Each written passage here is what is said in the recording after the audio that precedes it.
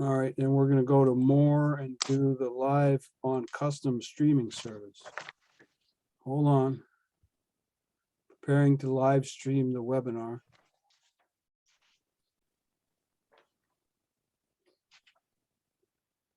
And here we go. Okay, let's do it again. Okay. Okay, it's 7:02. Call the Bloomfield Inland Wetlands and Watercourse Commission to order. It's November 14th, 2022. Roll call is Kevin Wilcox, Katie Blint, Barry Burson, David Liopa, Paul Shapiro, Kevin Hussein, and Nadine Tobin. Paul Shipman. Pardon? Paul Shipman. I'm sorry, Paul Shipman. It's all right. All right. So the first order of business is we have to elect new officers. So I believe the right protocol is for me to ask if there are any nominations for the chairman position, and then once the chairman is elected, he or she takes over the meeting. Yeah. So are there any nominations for chairman? So I'd like to nominate Alan Budkowski as chairman. I'll Second the motion. Okay. Go ahead, Barry. Are there any Well, other? I second the motion, yes. Okay, second by Barry. Any other nominations? No problem, really. You know. All right. I guess we should close the nominations. Peter should be doing this, not you. I'm Alan. sorry, I'm sorry. I'm Kevin, yeah, trying to why take Kevin, why notes don't you too. run this part? Are there any other nominations? No, okay, hearing or seeing none, we'll close the nominations for chairman and call the vote. So all in favor? Aye. Aye. Aye. Cool. Any against Hmm. or any abstentions? No? Okay, so it was 1, 2, 3, 4, 5, 6, 7 in favor, yes? Yes. Alan can't vote for himself, so. course he 7 to can. 0. Yeah, I can. I Of can. course he can. Yeah, yeah, Hey? yeah. Yeah. All right. Well, do you want me to record the vote as 7 in favor or 8 in 7? Unanimous. 8 in favor. Eight. Okay, 8 in favor it is. Okay. All right, Alan, it's All you, right. your meeting. For vice chairman, is there any nominations? All right, I will take the bait. I will nominate Kevin Hussein as vice chair. All right. I second that. Any other nominations? Thank you, and I accept. All right. All in favor? Aye. Aye. Opposed? Abstained? It's unanimous. 8 to 0. Second, any nominations for secretary? Staying in line with the Kevins, I'll nominate Kevin Wilcox as secretary for All right. Inland Wetlands. Seconded by I'll second, sure. Paul Shipman. Yeah. Thank you, Paul. Thank you, Good. Paul. I'll accept. I wanted to give Katie a rest. No, I could still Any other nominate Katie. nominations? All right. You All in could. favor? True. All in favor? Aye. Aye. Opposed? Abstained? It's unanimous. All right. All See you right. guys in a few. Okay. All right, thanks, Thanks, Katie. Katie. All right. All right, first order of business, Richard, wetlands permit application for Richard Rotundo. Where are we with this one, Peter? The public hearing is closed and the commission asked for additional information regarding prudent and feasible alternatives, which were provided. And the discussion, I think, needs to be about the prudent and feasible alternatives. And because the public hearing is closed, this discussion needs to be between the commission and myself. The applicant has provided professional opinion that their chosen alternative is the most prudent and feasible. And I think, I hope everybody got my late email discussing this particular application. The commission may recall that the permit application included just under 5,000 square feet of wetland impact in an area that is flagged as wetlands, but that has a lot of invasive species in it. The four alternatives were discussed at the last meeting, and I will certainly be happy to go through them again. Hopefully, the commission has had sufficient time to review them. The alternatives essentially are the preferred alternative,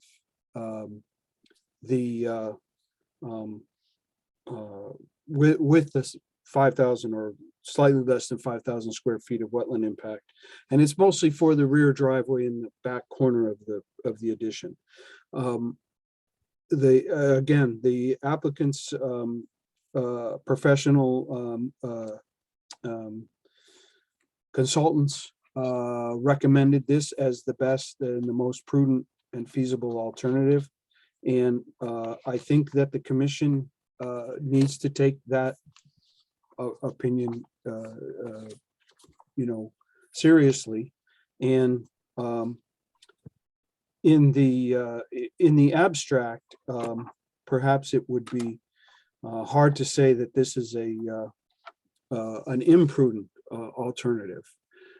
They are proposing to include wetlands mitigation in the form of restoration of some old filled wetlands, as well as a mitigation plan for the invasive species. I guess the bottom line is that the information that the commission has received from the applicant's professionals indicate that this is the most prudent and feasible alternative. And because of that, I think that my recommendation would be to the commission to approve the application with the applicant's preferred alternative A. That's all I really have to say at this point. Are there any other questions? Yeah, Peter, does that reduce the size of the building at all? No, the alternative A includes the 40,000+ square foot of building, 44,000. 40,400.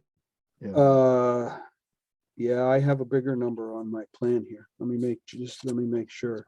40,443.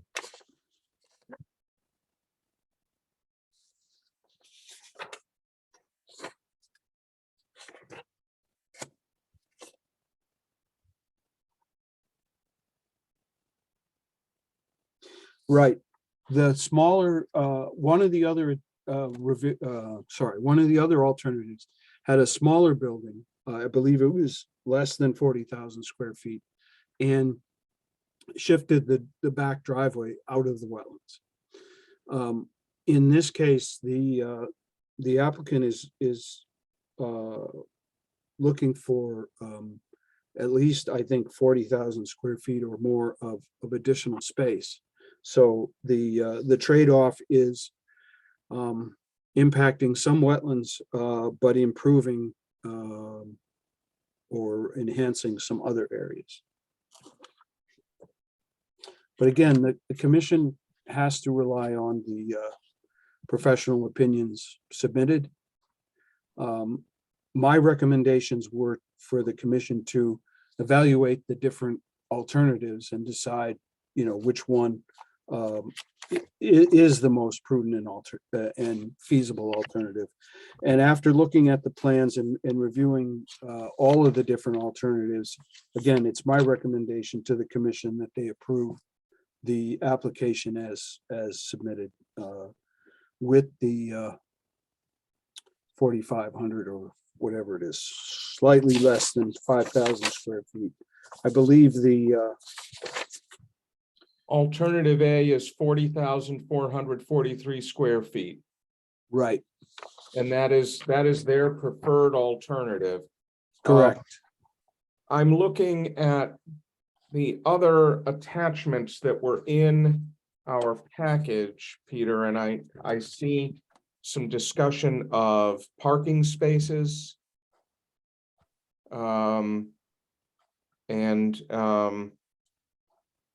Limit on clearing of plantings, some other items. Are those not currently on the table? Is that my understanding? Well, one of my concerns there was whether the number of parking spaces was suitable for the use and the square footage of what Mhm. they're using. Hang on just a second. I'm trying to find those alternatives and share my screen. Okay, this was page 8 of the regular meeting agenda package, I believe. Okay, whoops, where'd you guys go? That special place in electronics land that Right, people right. often go. Okay. It's just under your discussion and recommend comments. Yeah. It says to reduce the parking from 103 to 78. Right, which is their, Sorry, in your actual report, Peter. Yeah, it's page 8 of 9. yep, Page 8 of 11. On mine, sorry. Yeah, no, 8 of 11, okay. 8 of 9, yeah. yeah, it's, I was reading the pages off the memo, it's not including the meeting agenda, it's your updated memo, October 10. Page 8, Yeah, page 8 of Okay. that memo on my copy. Peter, you have to So- bring it onto your screen. It's not on your screen. If you're trying to no, show. no, it's not on my screen. I'm sorry, I'm looking at it here. I was gonna bring up the alternatives, but that was the wrong thing. So what, I'm sorry, Paul, what was the question there? Well, there were a few different recommendations here or comment items at least about possibly reducing parking spaces to the minimum allotment required, which is about 25 lower than what the application references, and some changes to the vegetated buffer zone with an Okay. additional limit of clearing plantings Sure. and So, recommendation of moving the stormwater basin. There were a couple of other things that just, I'm trying to understand where they fit in the mix here. okay, so let me get into a little bit more detail. I'm reading from the top of page 8 of 9 from the October 10th memo. The proposal is maximizing the potential development of the property, and there may be town planning and zoning commission requirements that will affect the size of the building and or the number of spaces. The proposed impervious coverage for this proposal is indicated as 50%. The actual impervious coverage is about 52, which is still within the zoning regulation things. Also indicates required number of parking spaces at 78, and 103 spaces are proposed. Eliminating the extra 25 spaces should also be considered to reduce the impervious coverage. The building that's proposed has a certain number of square feet of footprint. So it's possible that they need these additional 25 spaces. But it's also not clear from the information provided whether the 103 spaces, may be required for additional square footage in the building for a mezzanine or something, similar to that. Right. So I think if the, 25 spaces is a pretty good size area. If you roughly count 200 square feet for each parking space, or 10 by 20, 25 square feet is, or 25 parking spaces rather, is 5,000 square feet, right? Yeah. That's a pretty good chunk. So I'm not sure if they can reduce the spaces, or if Yeah, they I mean, need, or if they need the extra spaces per zone. But isn't that a zoning question? Yes, sir, absolutely. Yeah. But So it, it's- it does reflect on the impervious coverage, as well as, Right. treating the stormwater runoff. So if we approve it without those parking spaces and the zoning says you gotta put them back, then they have to come back to you and work something out. Well, or back to the commission, because it was Right. a commission decision. Yeah, my recommendation would be to, approve the number of spaces, or the plan that shows the number of spaces. Perhaps with a caveat that says, if you don't need that many, don't build them. Mhm. We had this same argument on Douglas Street. Do we need to build these spaces before we know that we need them? On Douglas Street, they didn't have an occupant. Here they do, and they're saying they need the spaces. So I think it would be better to say, approve them with the 103. And then if they don't need that many, then they can build fewer, and it'll be better. So I the, can- Go ahead. the recommendations, or I'm sorry, they're not recommendations, they are comments, discussion and comments. So these are not really up for consideration as changes to what we're considering tonight. Are these things that I don't need to be considering? I'm looking at the options here of, pervious versus impervious paving, shifting of the stormwater basin, et cetera. If these are not, under our purview, I don't want to waste anybody's time, but some of them look quite intriguing to me. Yes, I think they are under the commission's purview, and I included them in discussion and comments in this memo, specifically for your consideration. So the plan shows 103 spaces. Their calculations indicate they only need 78. They don't need to build those 25 extra spaces, then they shouldn't build them, in my opinion. In the second paragraph, I talk about impacts to the vegetative buffer. What I say is that the impacts to the vegetative buffer, regardless of the project, are proportional to the direct wetland impacts. So if you reduce the wetland impacts, you reduce the impact to the vegetative buffer. Yeah, so if they're requesting 103 spaces on the plan, then let's leave it like that. Yeah, okay, I think that's the way to go. Again, Yeah. if the commission wants to include a modification or a new condition of approval that says, if you don't need them, don't build them, I'm okay with that. I No, think, if they don't need them, then they want to come back to us, then that's, I think in general, if they don't need them, they're not going to expend the money to build them. right. yes, Probably And any- true. And virtually every applicant with a parking situation that comes before the TPC will usually ask for the full required amount, Right. and then indicate those that they don't want.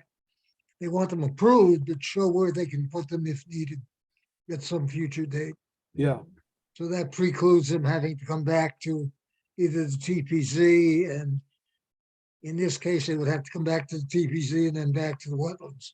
Mhm. I think the best thing would be to make a strong suggestion to the applicant to only build what you actually need. there you go. Okay. Yeah. Mr. right. Shipman also had a question about the proposed stormwater quality basin at the rear of the existing building. And the plans show a little stormwater quality basin off the existing pavement. And my recommendation is to shift it to the area of the existing pavement where the runoff goes now. So you can create a stormwater quality basin in that location and save the existing vegetation outside of the pavement, which would have had to been cut down to create the new one. This isn't a large detention pond. This is a small stormwater quality basin to treat the runoff from the back parking lot and the new back, part of the new back parking lot before it discharges overland to the wetlands. So that's what the third paragraph is there. The plan indicates that the basin should be sized in coordination with the wetlands agent, but it needs to be sized in accordance with the stormwater quality manual. There's certain requirements and specifications for how you size these things. And I think that that's a more appropriate way than to say in coordination with me. We have to, have them design it properly. And I don't think that's going to be an issue with them. All right. Any other questions? Yeah, since we're talking about feasible and prudent alternatives, one of the things that Peter mentioned in his discussion and comments, and I wanted to talk a little bit more about it, is pervious pavements or grass pavers. While that will allow them to maintain their parking spaces, it will be, an improvement for water quality.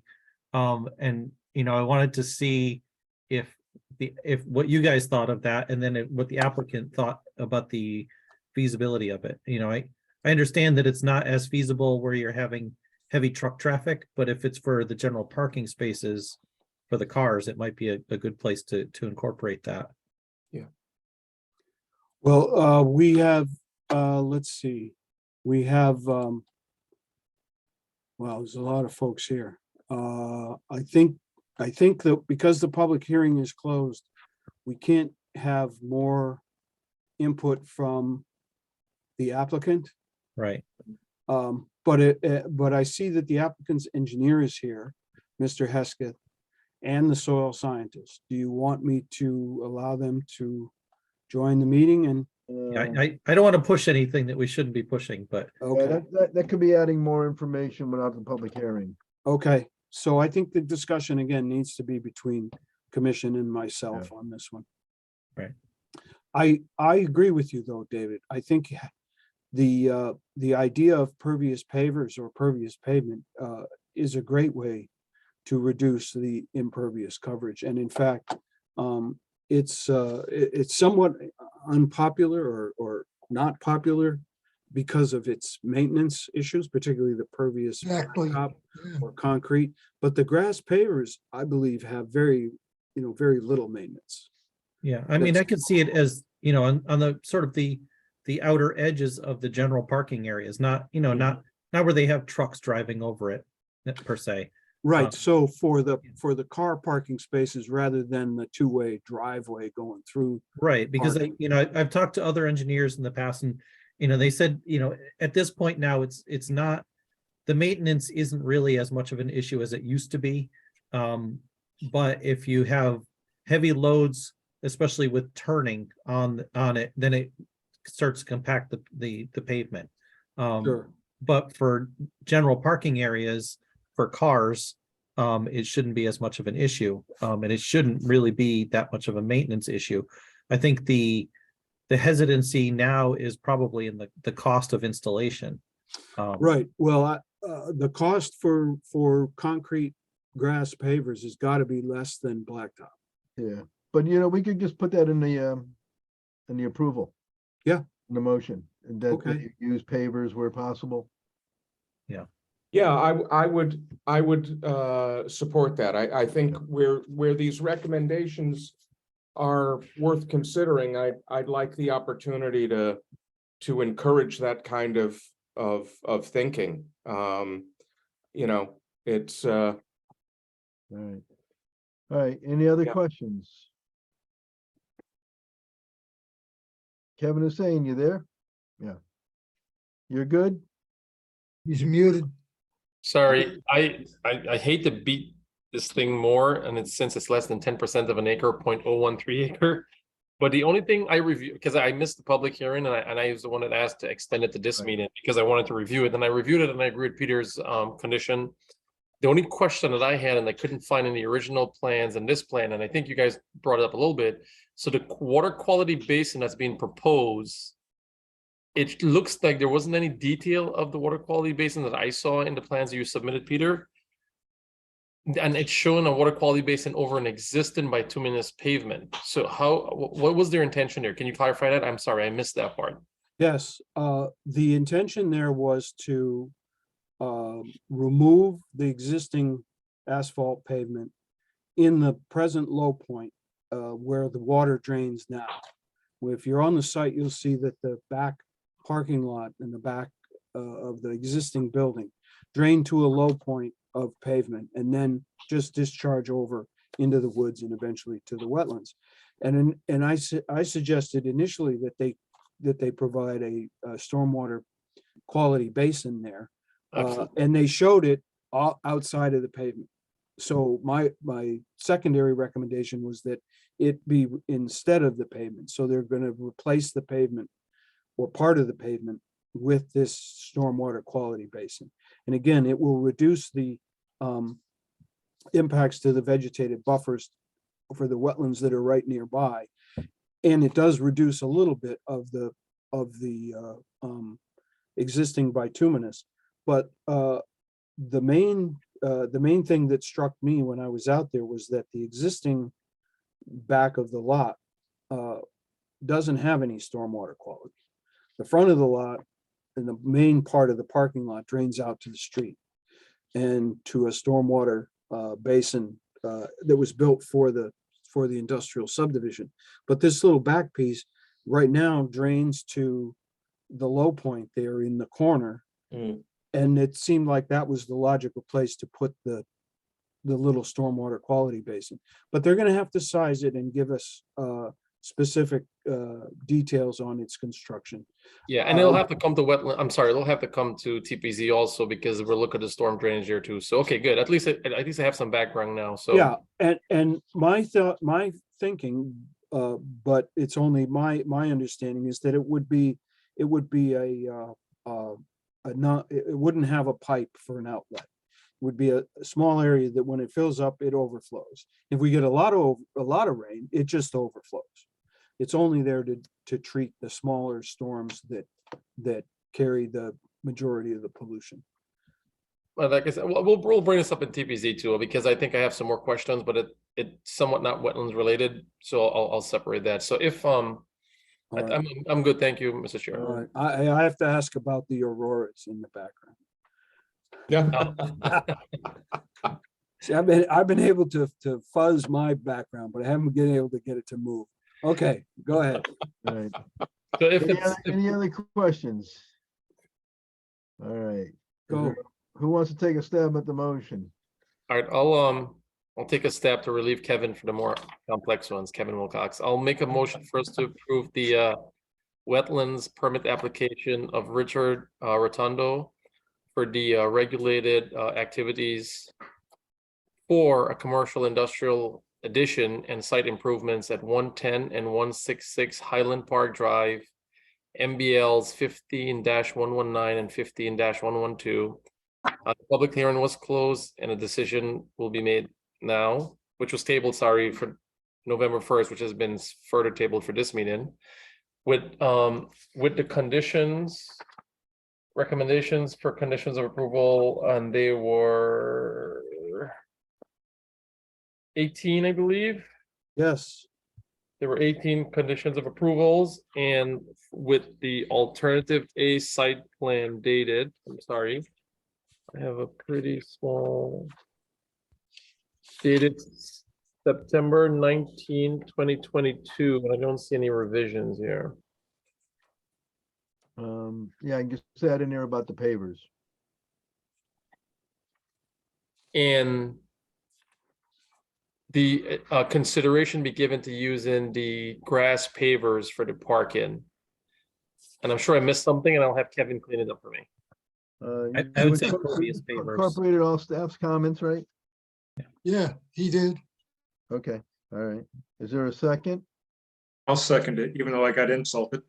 Oh, jeez. I think, Kevin, you need to borrow some glasses. Yeah.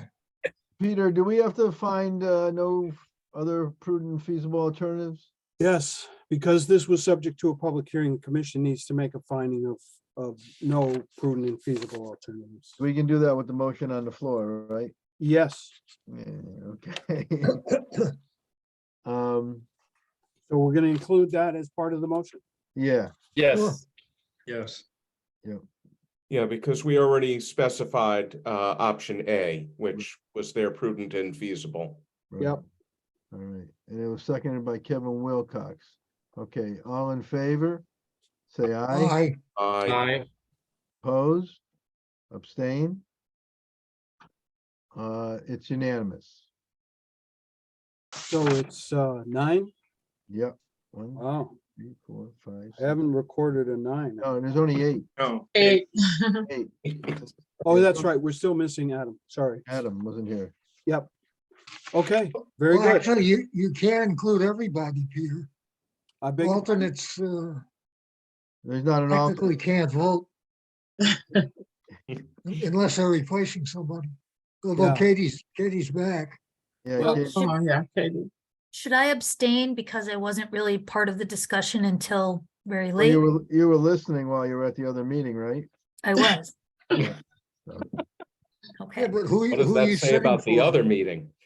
1, 2, 3. Oh, I think this is TPZ. That's TPZ, Barry. That's TPZ. Yep. We don't have alternates. We I'm don't not have an alternates. alternate. I'm sorry, you're right. Okay, so, I'm in my TPs. You're All right, right, Kevin. let's Thank move you. along here. hold on, Mr. Chairman. So 30 am I gonna years of record habit. 7 votes or 8 votes in favor? 8 votes in favor, 8 Okay. votes. Yep. 8 votes. unanimous. Okay, that's important because we gotta record this stuff. Yeah. Okay, the next item on the agenda is the replanting plan for 101 Granby Street. Right, I believe I forwarded the commission email that I got from Mr. Borghese saying that his plan will be ready for the December meeting, December Okay. 12th meeting. so we'll, And there was some discussion at the last meeting about whether they were able to get it for this meeting, which is only 13 days from the last meeting. And Right. apparently they couldn't do it. So I think I'm okay with waiting to December, but obviously it will be a meeting. I'm sorry, it'll be a planting plan that won't be done or won't be, won't be started until the spring. okay. So we don't have to take any action on that because that wasn't an application. Right. Okay, so number 3, cease and desist, 15 Houghton. Just somebody has their hand raised in the attendee room. I'm not sure Yeah, why. I've been trying to answer that. Okay. Megan Raymond is the soil scientist for the Toby Road application, Okay, which is number 1 under new business. right. Oh, did you get her to talk? No, there she is. Where is she? Yeah. It occurs to me from other Zoom meetings that these folks aren't listening to our discussion unless they're allowed to talk. At least that's my understanding of how the Zoom meetings work. They can hear us. No, they Yeah, can I hear. believe that everybody's listening and watching at this point. Yeah, they're Yes. listening. All the attendees as well. Yeah, Yes. yeah. Okay, all right, good. So the next item then is as Cease and desist.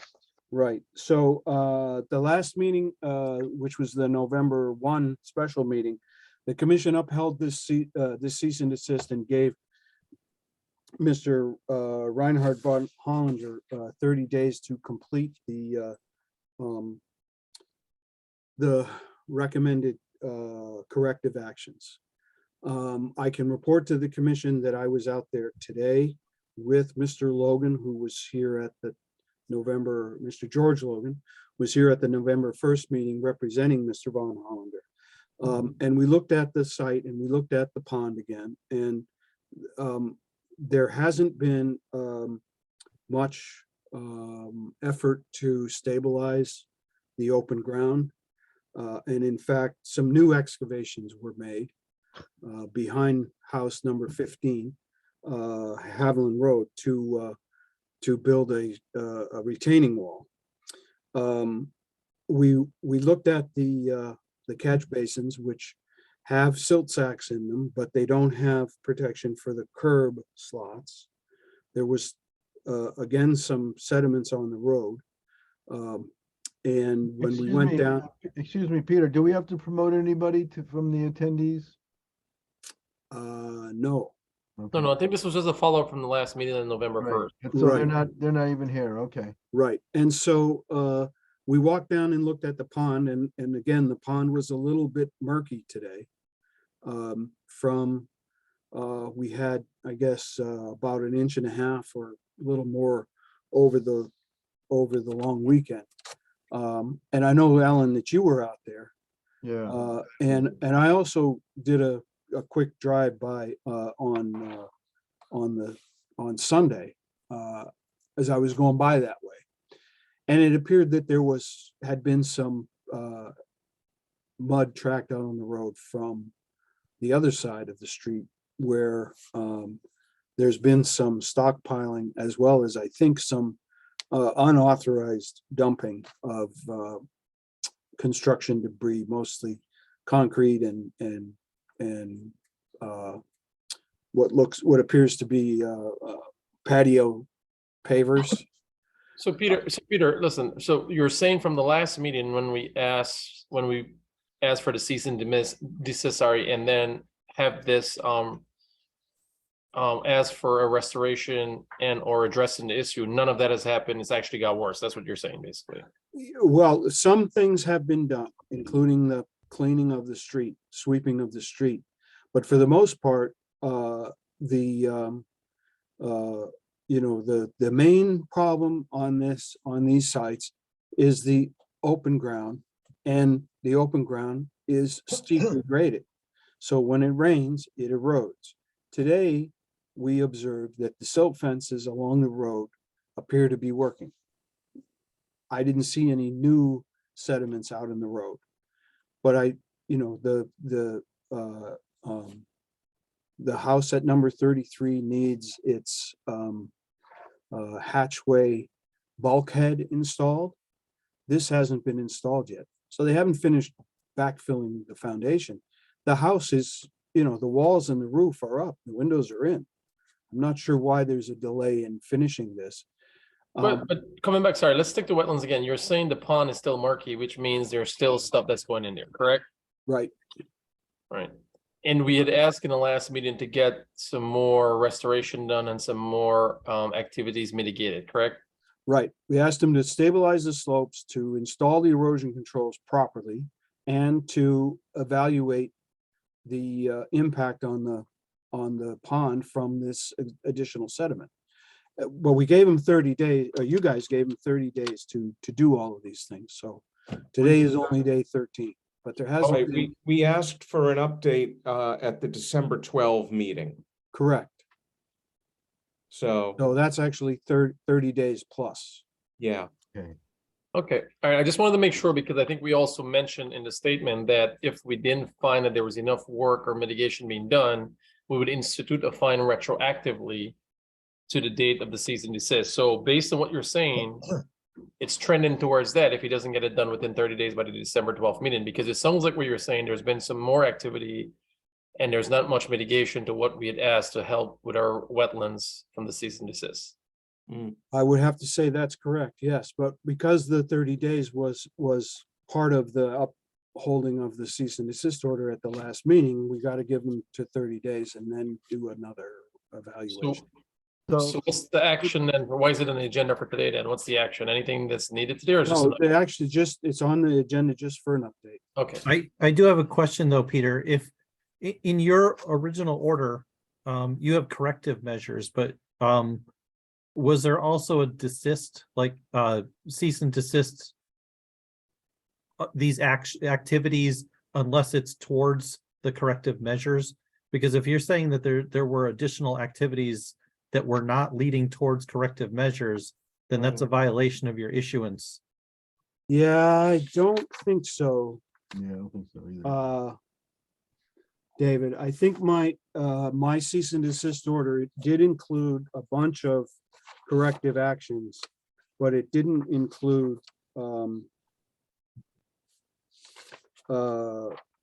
A cease and desist of other of activity. doing other stuff. So Yeah. my Most- corrective measures were removing sediments from Crystal Lane pavement by sweeping both gutters from the west cul-de-sac to the intersection with Stillman Road. That has been done. Install silt sacks with curb slot deflectors in the catch basin close to the site and at the 3 catch basins to the east. They've installed silt sacks, but not the curb deflectors in only the Deflectors. 2 closest catch basins. So that one's partially done. Replace all failed silt fence and install on-site erosion controls at the house foundations. They have perimeter silt fence in place. I shouldn't say perimeter. They have low side silt fence in place near Stillman Road. The approved plan for number 33, I beg your pardon, Crystal Lane. If I said Stillman Road before, I was wrong. It's Crystal Lane. At 33 Crystal Lane, the approved plan shows swales around both sides of the house to drain the back of the house towards the street with erosion controls in those channels or swales. That has not been done. Number 4 was grade and stabilize the slope between the 2 houses with erosion control blanket and temporary seating. This has not been done. At today's meeting with George Logan, we talked about possibly using a tackifier to help stabilize the slope, but there was some pretty good erosion gullies in this slope, not from the last rain, but from a few before. Number 5 was grade and stabilize all open ground areas with temporary permanent ground seeding and hay mulch. That has not been done. Replace the stone construction entrance at 33 Crystal Lane. This work, there's some new stone there, but a contractor's driving like on the side of it rather than through it. Remove the dirt ramps and soil stockpile at 34 Crystal Lane. The dirt ramps are gone, but the soil stockpile remains. I'm just reading down through. Number 8 is clean, vacuum all catch basin sumps. That has not been done. Video the storm drainage pipes and remove any sediments within them. Remove any sediments from the channel downstream of the flared end outfall and restore the channel plunge pool. Number 11 was submit a wetlands ecologist report on the effect of the sediments on the pond and recommended mitigation measures. Inspect and repair erosion controls after every rain event and sweep the road every day that sediments are tracked or deposited onto the pavement. So that's 13 corrective measures. Yeah. Sounds like they did 1.5. Yes, So sir. I see, and I actually grabbed it from last month. Most of those measures are corrective measures that need to be sort of worked on and then sort of gotten around to kind of thing when they get to it. But there's 2 of them that I see as should be done immediately and are ongoing. And the top one is the top priority in my mind as an ongoing thing is your number 13, which is sweep road every day that sediments are tracked.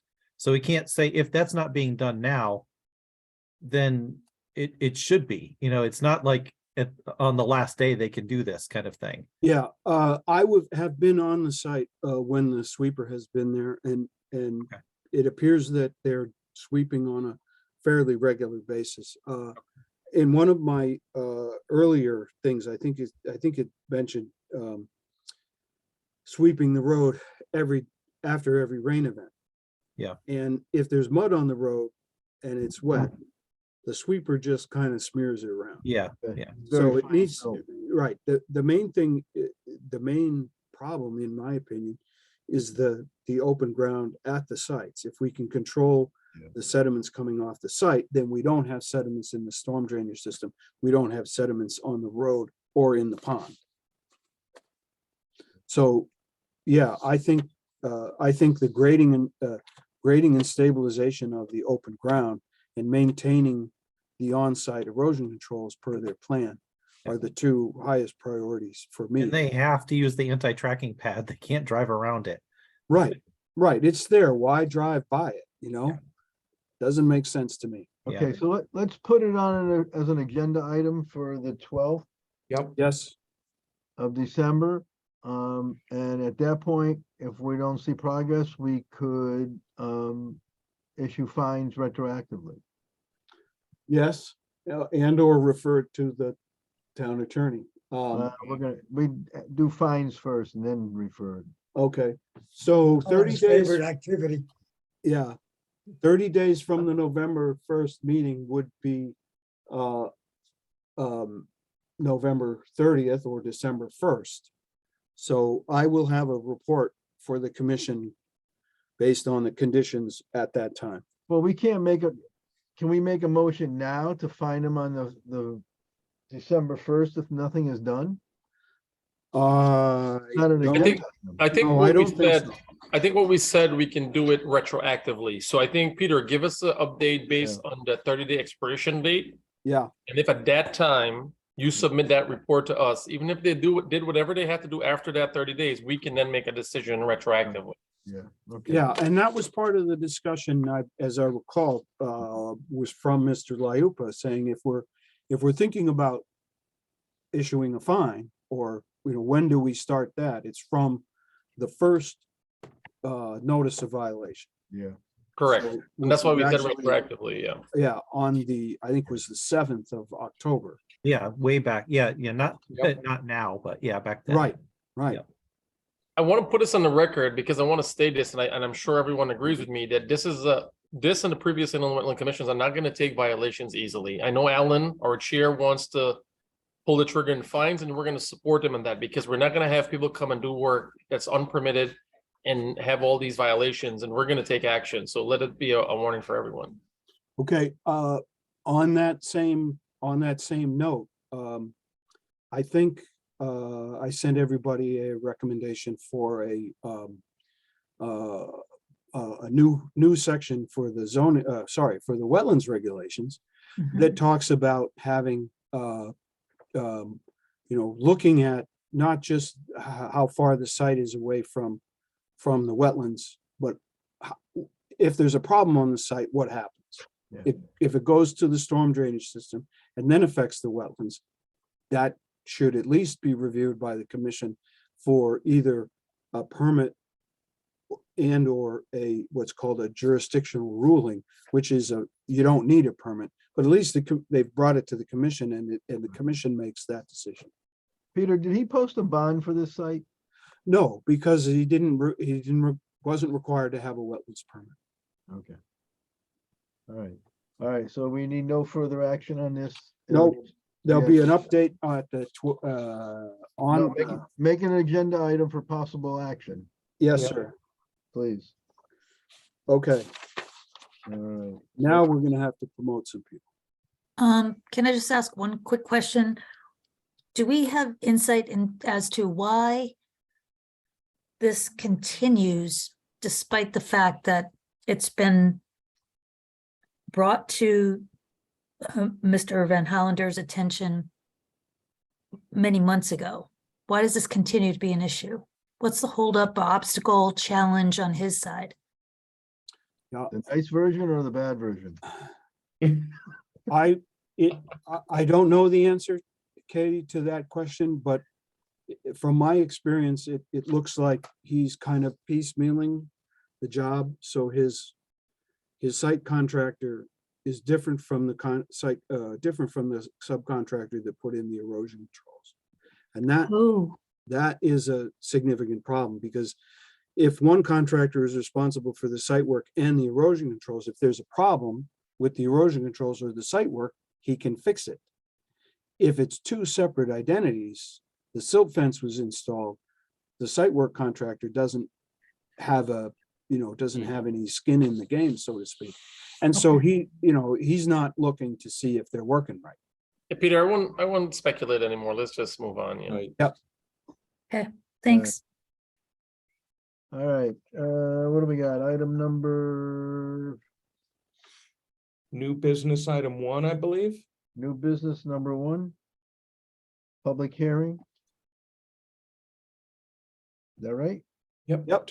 36 Toby Road. 36 Toby Road, public hearing. Okay. Okay, so I move that we open the public hearing for the Wetlands Map Amendment Application 36 Toby Road, MBL 3851, applicant FFD 149 LLC, property owner Back 40 LLC. I'll second that. Thank you, Kevin, because that was an easy one. All right. Okay, I have to say, on this one that I have received today. Wait a minute, before you begin, let's do the rules of public hearing. Okay, Public hearing, the applicant will be allowed to present their application.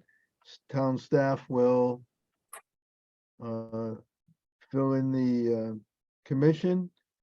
Public will be allowed to ask questions, then the commission will be allowed to ask questions. Then public will be allowed comments, commission will be allowed comments. Final word will be done by the applicant.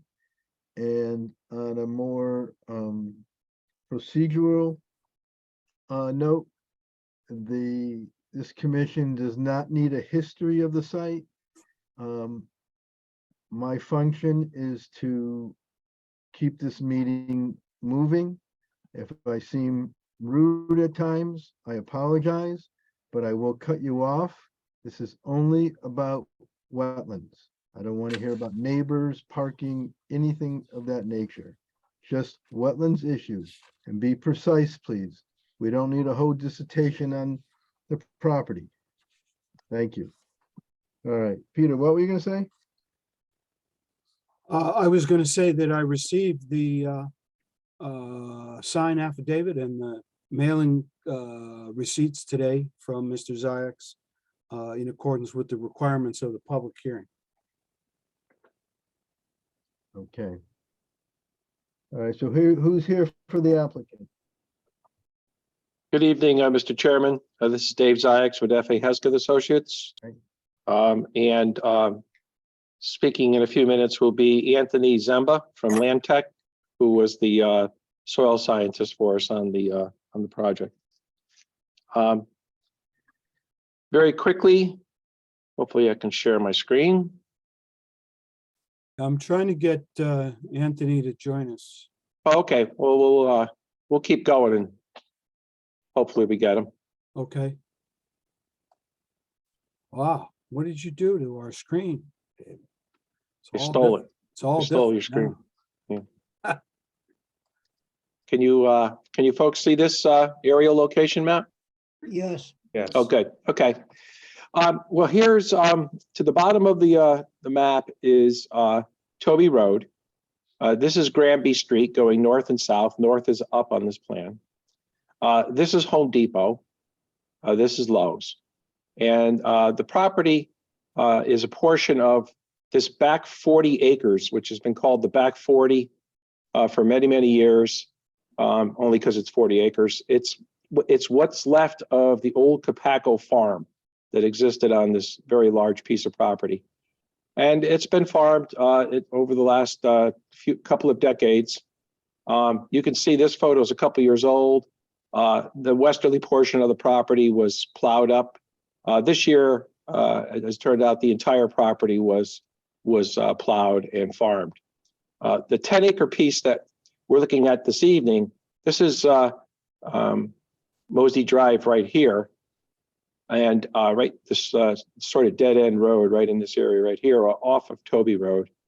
It's this 10 acres of land right here is the subject tonight. It's going to be subdivided from the 40-acre parcel once we get to TPZ.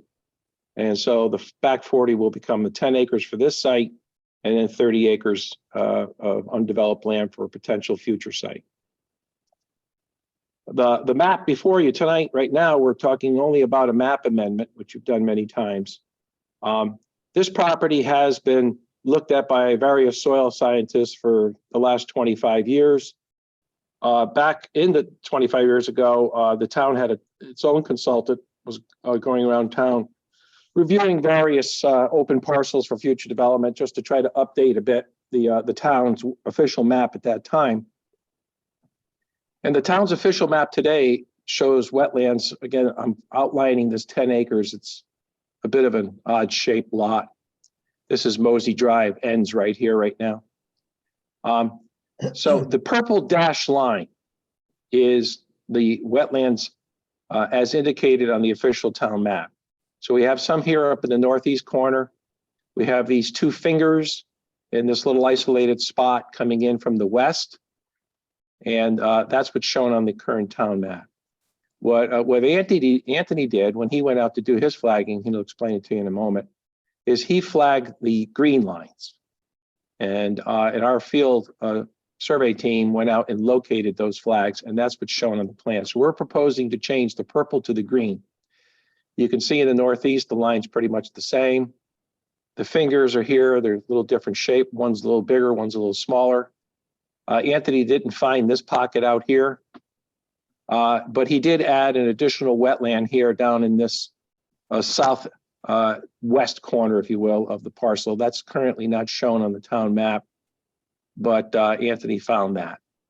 So that's what we're proposing. And I think at this point, we'll just have, if Anthony's available, have him talk a little bit about his field verification, and then Peter prepared his usual thorough report for you. We didn't have any concerns with his comments and his recommendations. Thank you, David. Good evening, Mr. Chairman and Commission members. My name is Anthony Zemba. I am a soil scientist and environmental scientist, ecologist with Land Tech Consultants, with our offices at 518 Riverside Avenue in Westport, Connecticut.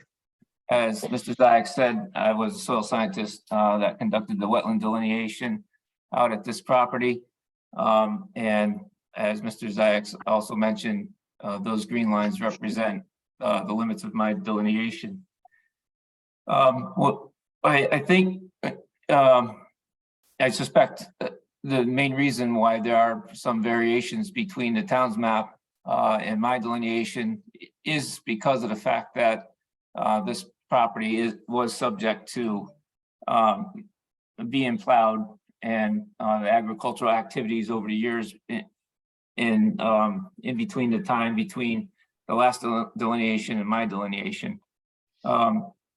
The added wetland on the south part of the property is pretty apparent. You can actually see it from Mosey Drive. It's a clustering emergent wetland with cattails and some silky dogwood and things like that. So there is no disputing that. The finger-like wetlands are part of a larger system that moves off-site, and you can see there's a dashed line off-site that forms like the main channel of where water appears to back up during flooding events from a stream to the north. Comes down that channel and then floods that field out. As Mr. Zayek said, I did not find that little purple oval wetland there. It was probably, has probably since been plowed up. And then I flagged an additional wetland area that turned out to be off-site. Wasn't quite sure if it was on site or not when I was out there, so I flagged it to be safe. And then that last wetland system in that northeast corner, fairly consistent than what was flagged before, with appears to be some evidence of some soil disturbance in that northern portion where the two lines seem to diverge. And so that's that system there in the northeast. That's the forested part. That's a pin oak and red maple wetland system.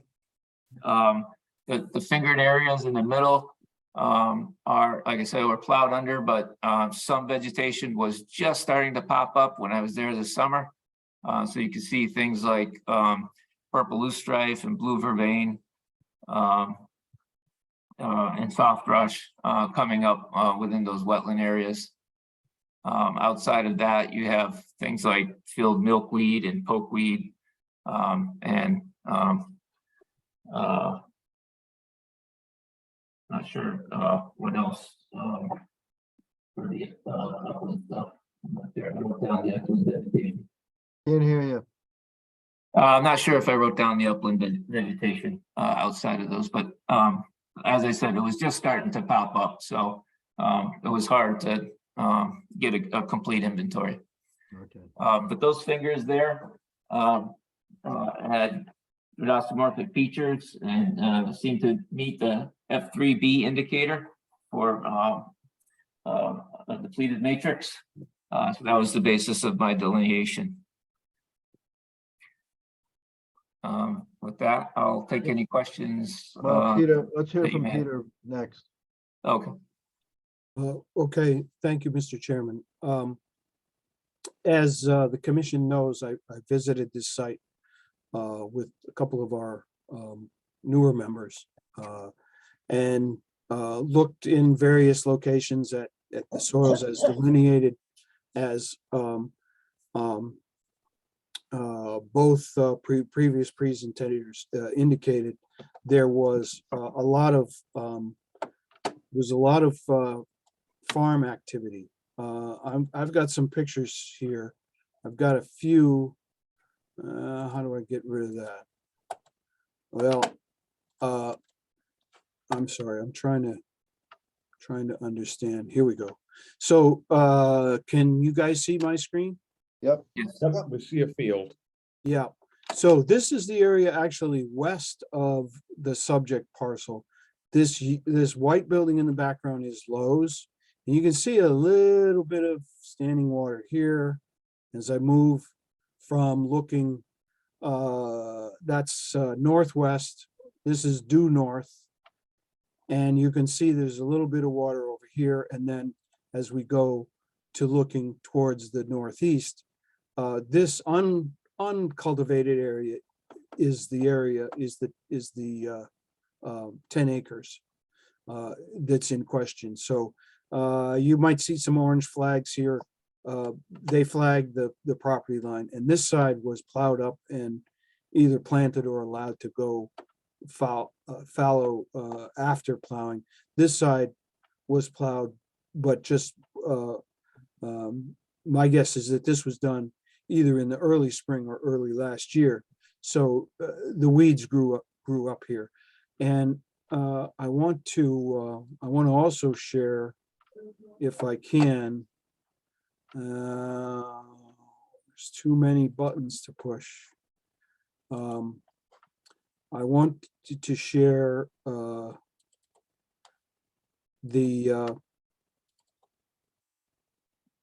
here we go. Let's see if that works.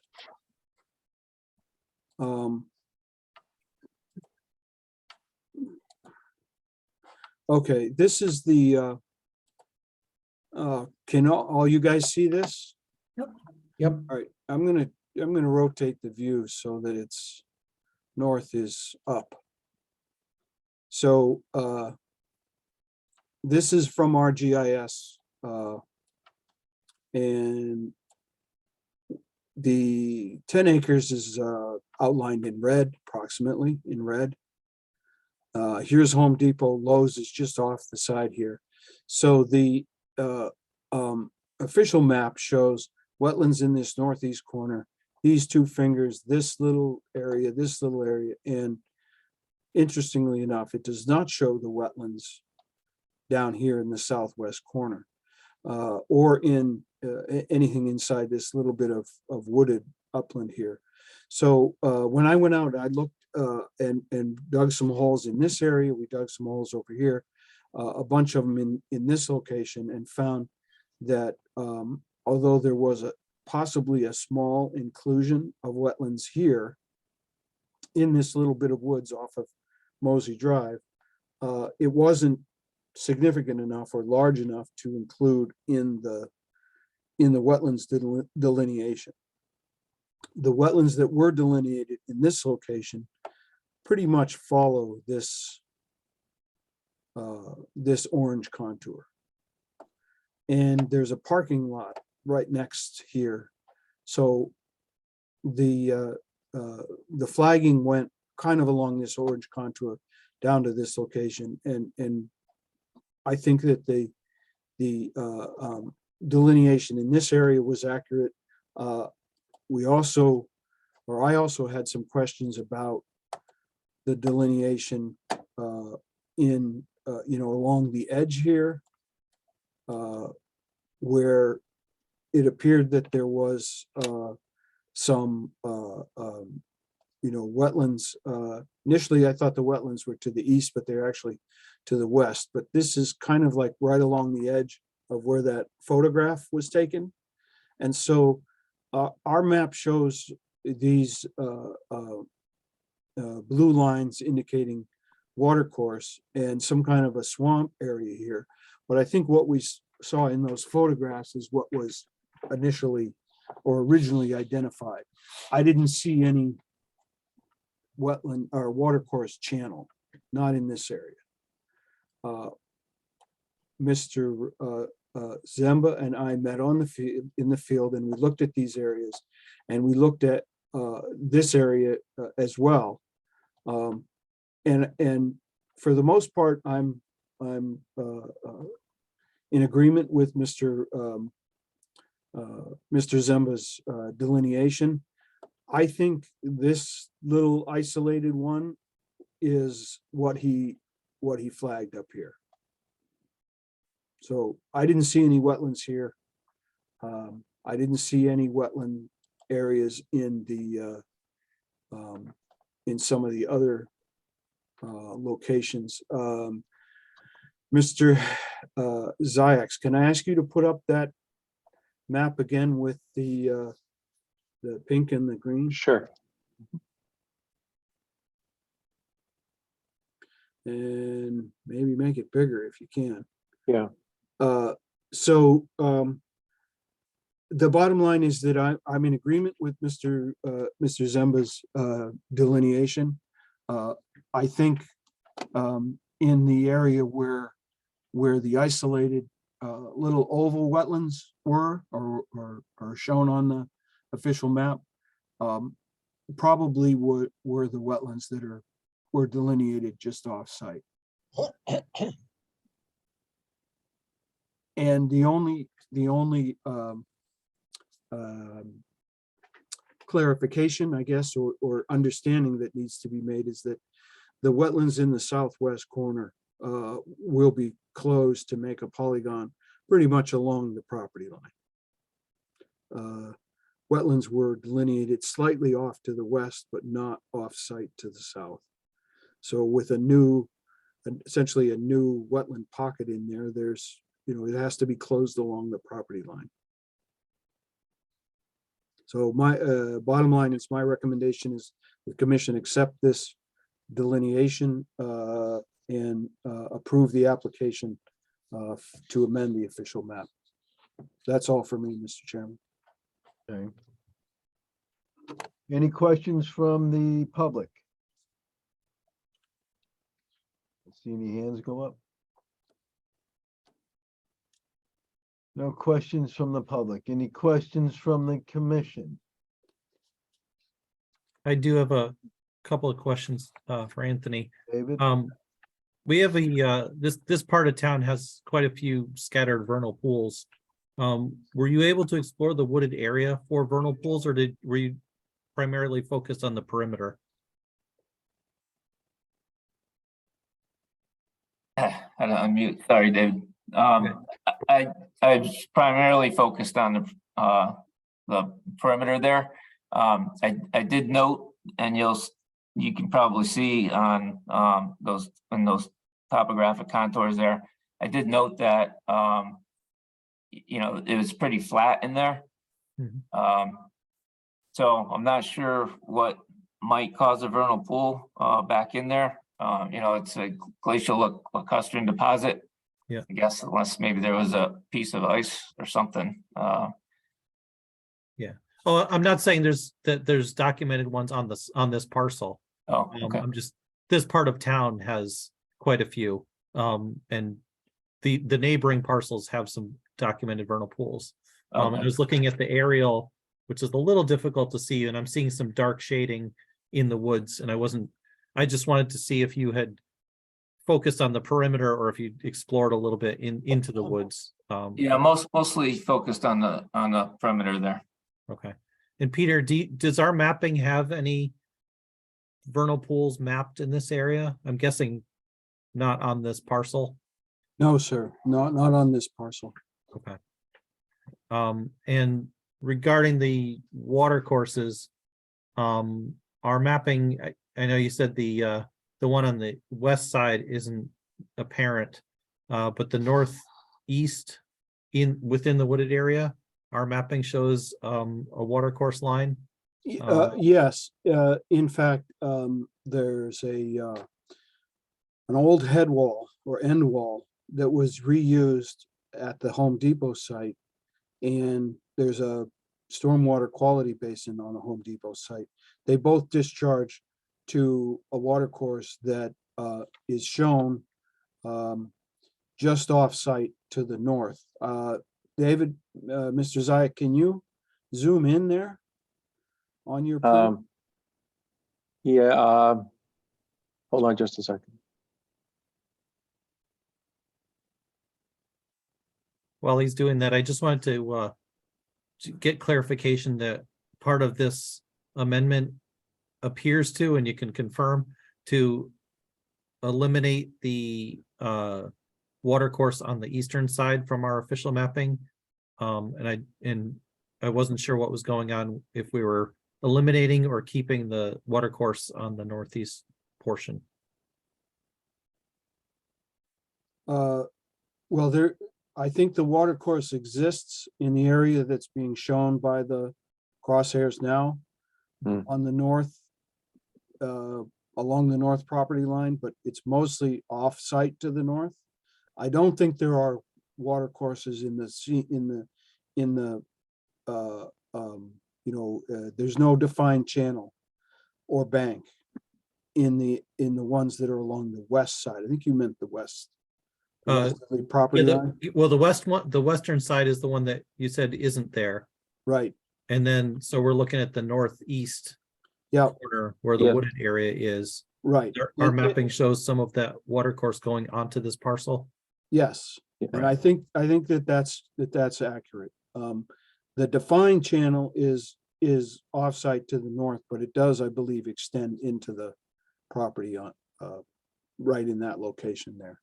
Okay. But Right, so again- can we just get clarification from, I guess, the applicant as to what's being, it's clear to me about the wetlands, which ones are being added or deleted or Yeah. modified. Can we just get clarification on which water courses are being modified or deleted or, added or whatever? Okay, I would say that the only ones that would be deleted or modified would be that one that's being highlighted right now. Not Okay, off-site, but on-site. right, So only that small section. right, because along the west. that'll obviously affect our upland review area for future, for, other applications. Yes, good, very good point. Absolutely. Yep.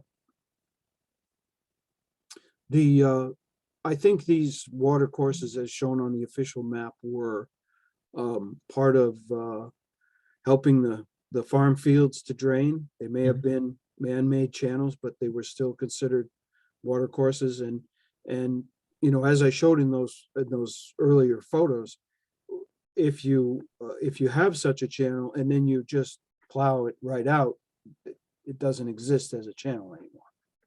And I think that's what's going on It here. was probably tiled, Yeah, I don't think so. maybe not, well, whatever. No, I think they were further west. And maybe I got to go back to that other GIS plot. Further west, there's clear channels that run north and south to cut off, to cut the field up into chunks. I don't think these are these were or are a tile thing. No. Or a piped, they were or are open channels. Oh, okay.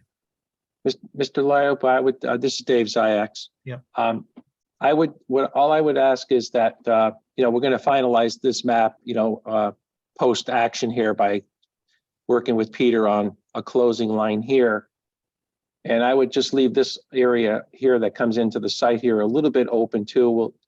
We'll work this with staff. There's no question there is a significant water course that goes to the west behind Lowe's. That goes through the big Army Corps, 17 acres of open space that was established when Lowe's was developed. Everything kind of eventually gets into that water course and goes west under the railroad tracks. And then Home Depot's stormwater control is off this page a bit, but it's generally in this area here. My field walk, but this was back in the summer, indicated that there really is no channel that crosses over onto this property right here. It may be further. I didn't trespass over into Home Depot's property, but there's no defined channel here, but I would just leave that a little bit open. It's not really important for right now. We'll work this out with Peter, and if it's there, then we'll leave it there. If it's not, then, we'll take it off the official map. But I don't believe there is a channel there based on my field walk. All right, I'd like to go back and share my screen for another minute. Yeah, Peter, just one other quick note. Adam has joined the commission meeting too, so. Okay, So we're- welcome. Yeah. So here's the GIS plot, which gives us, a bigger view. And here is the stormwater basin that's behind Home Depot, right here. And the well-defined channel that David was, Mr. Ziyax was mentioning, is right here, and it flows west this way, continues, here's Lowe's, and continues west over to the railroad tracks. So this is a well-established water course. Whether it extends into the subject property in this location, I think we need, probably need to look again in this area. But if there's a water course there and it can be surveyed, then it should remain on the map. This little bit of water course over here probably is not there. And you're right, David, some of these areas on the aerial photo look dark. And we may have even outlined this area here as a swamp area. Mm. But this is off-site again, and in the approximate location where we looked at those old aerial, I'm sorry, not the old aerial photos, but my new photographs that showed that it's really not, there's a little bit of standing water in this area, but it's Yeah. not a water course. I wouldn't consider Yeah. it to be a swamp either. What stood out to me was actually in the wooded area on the east side. Or here, Yeah, it's sort of in the, right there, right where the hand is. yeah. It's sort of suspiciously dark. But I know those aerials, sometimes it's tree canopy. It's just sort of an area, and I'm also looking at the contours there. So it's an area that I would have investigated for a vernal pool. We walked into those wetlands Okay. on the edge. We didn't walk all the way in, but we did walk in and over this area here, and I didn't see anything that looked like a vernal pool.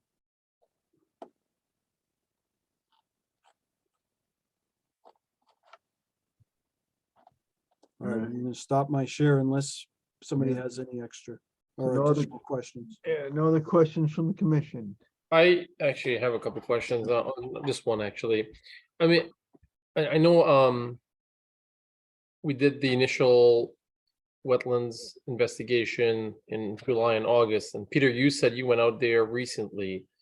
So you're saying that that small area, that small oval area is gone now, correct? But even though he did it in the middle of summer and you did it a few weeks ago, you can confirm that that's gone, correct? I wouldn't say gone. I would say that if there was a wetland area here, this little oval, when the official map was done in the 1990s, it's not evident in the field today. But I have to say that Mr. Zemba found some flagged a wetland, in this area, which appears to be isolated and very well could have been this same little wetland area shifted over. So pull, There if you were pull no- up your map, if you don't pull up the other map that Mrs. Ziyax was sharing.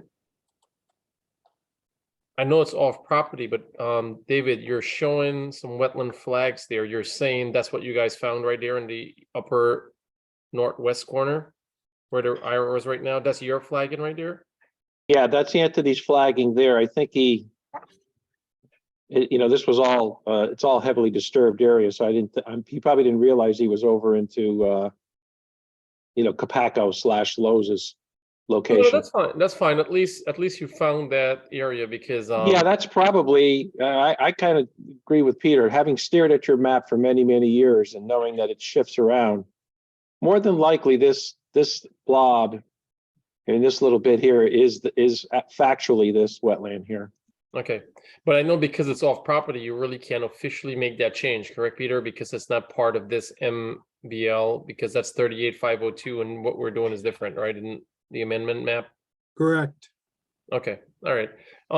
I don't have again, I'm gonna jump the gun a little bit here. I don't have a problem with the map amendment and approving it, but I would probably approve it with a condition that we look at correcting confirming the water course on the northeast corner. And also, and Peter, make this of a note for any of the other map amendments that, and we know David is strong about it, just like us, that the vernal pools are investigated. I think if you're gonna go out there to double check that water course again, double check in that other area there, the dark areas, that there are no vernal pools. But for future map amendments, I'll have them double check too for any of the vernal pools. Okay. Okay, so any more questions from the commission? Any comments from the public? I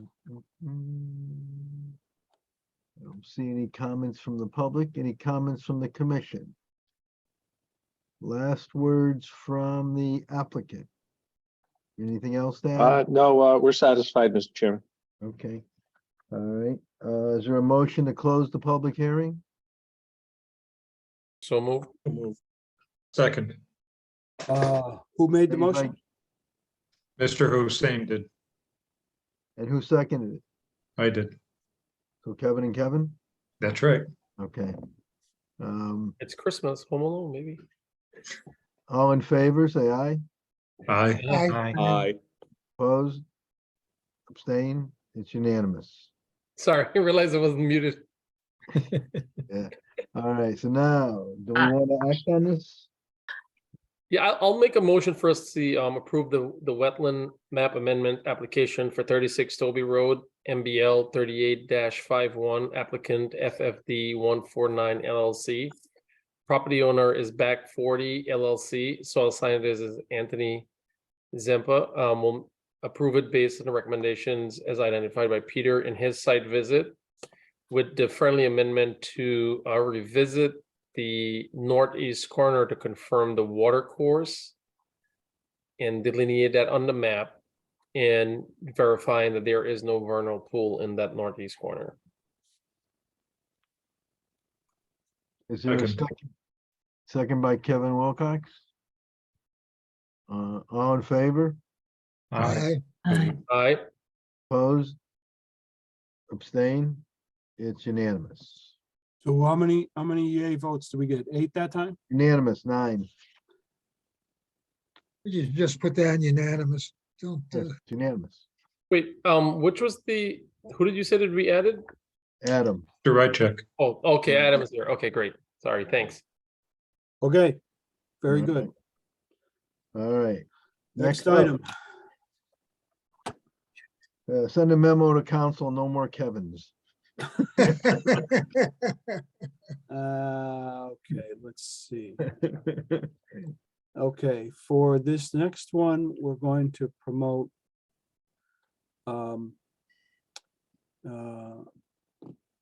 Ms. Raymond. Why are all these hands going up? I think there might be more people that want to be in. Ms. Raymond, who else should we promote?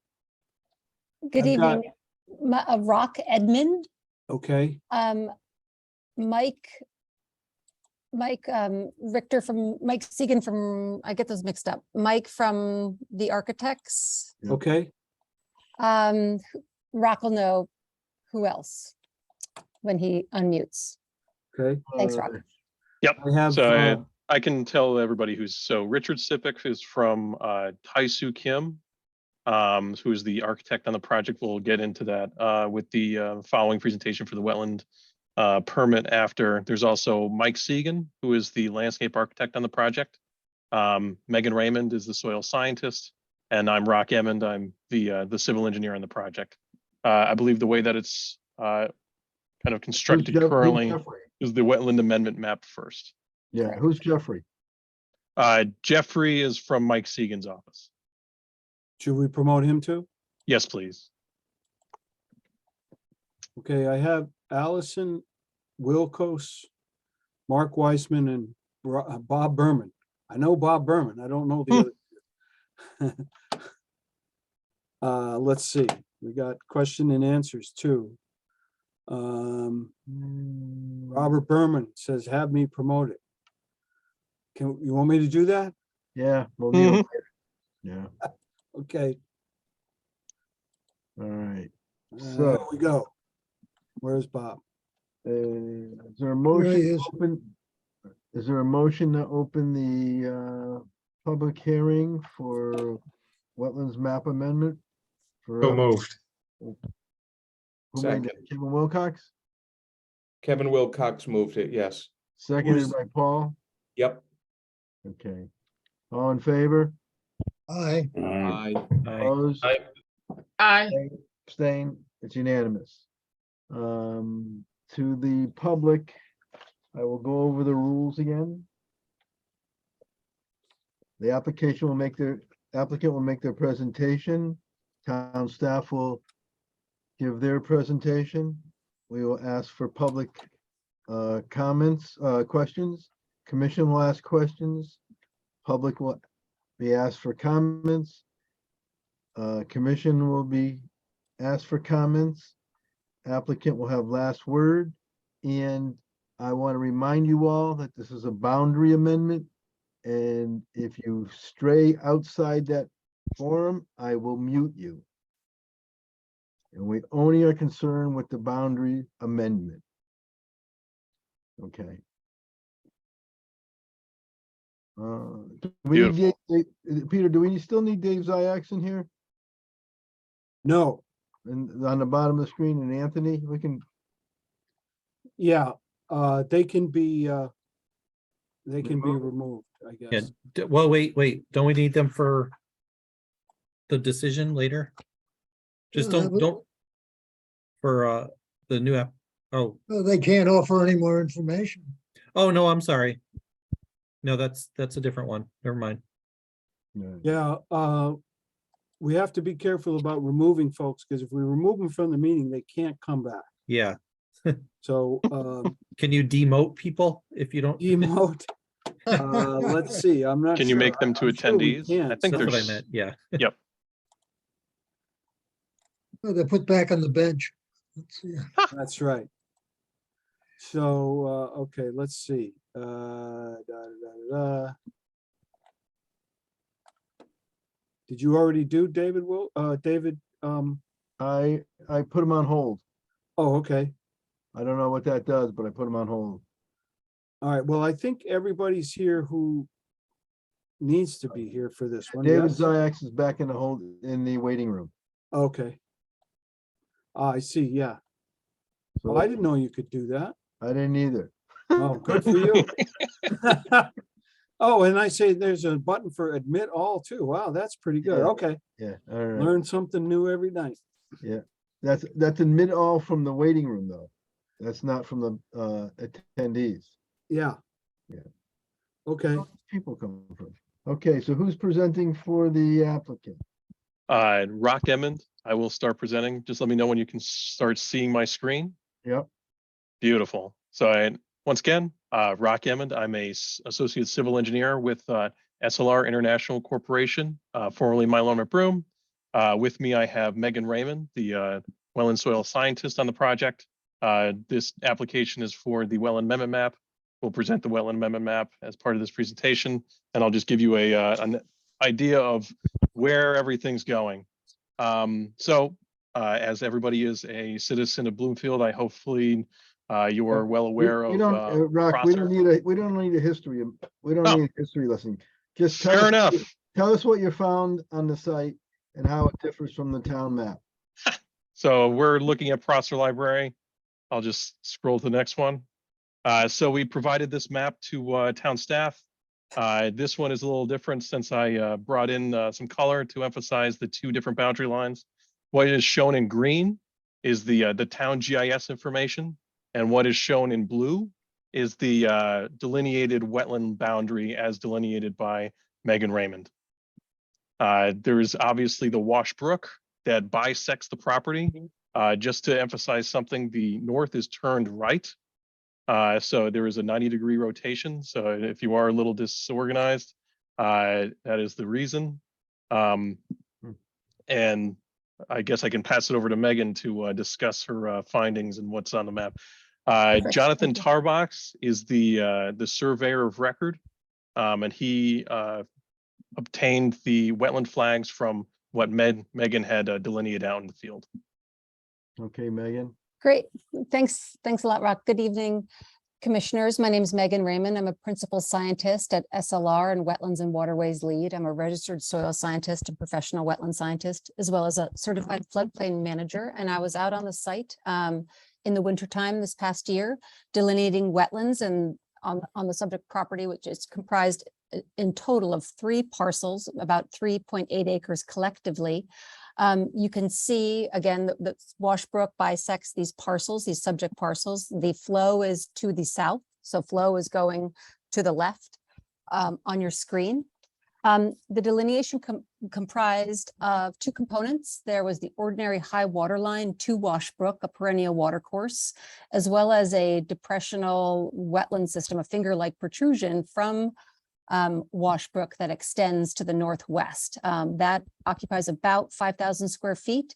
It's a small forested area comprised of alluvium parent material soils. It's surrounded by a disturbed landscape. The western parcel, the western subject parcel was previously a lumberyard. So there was a fallow building pad in the southern portion of the site along the frontage on Mountain Road. As you move to the rear, there's quite a bit of disturbance.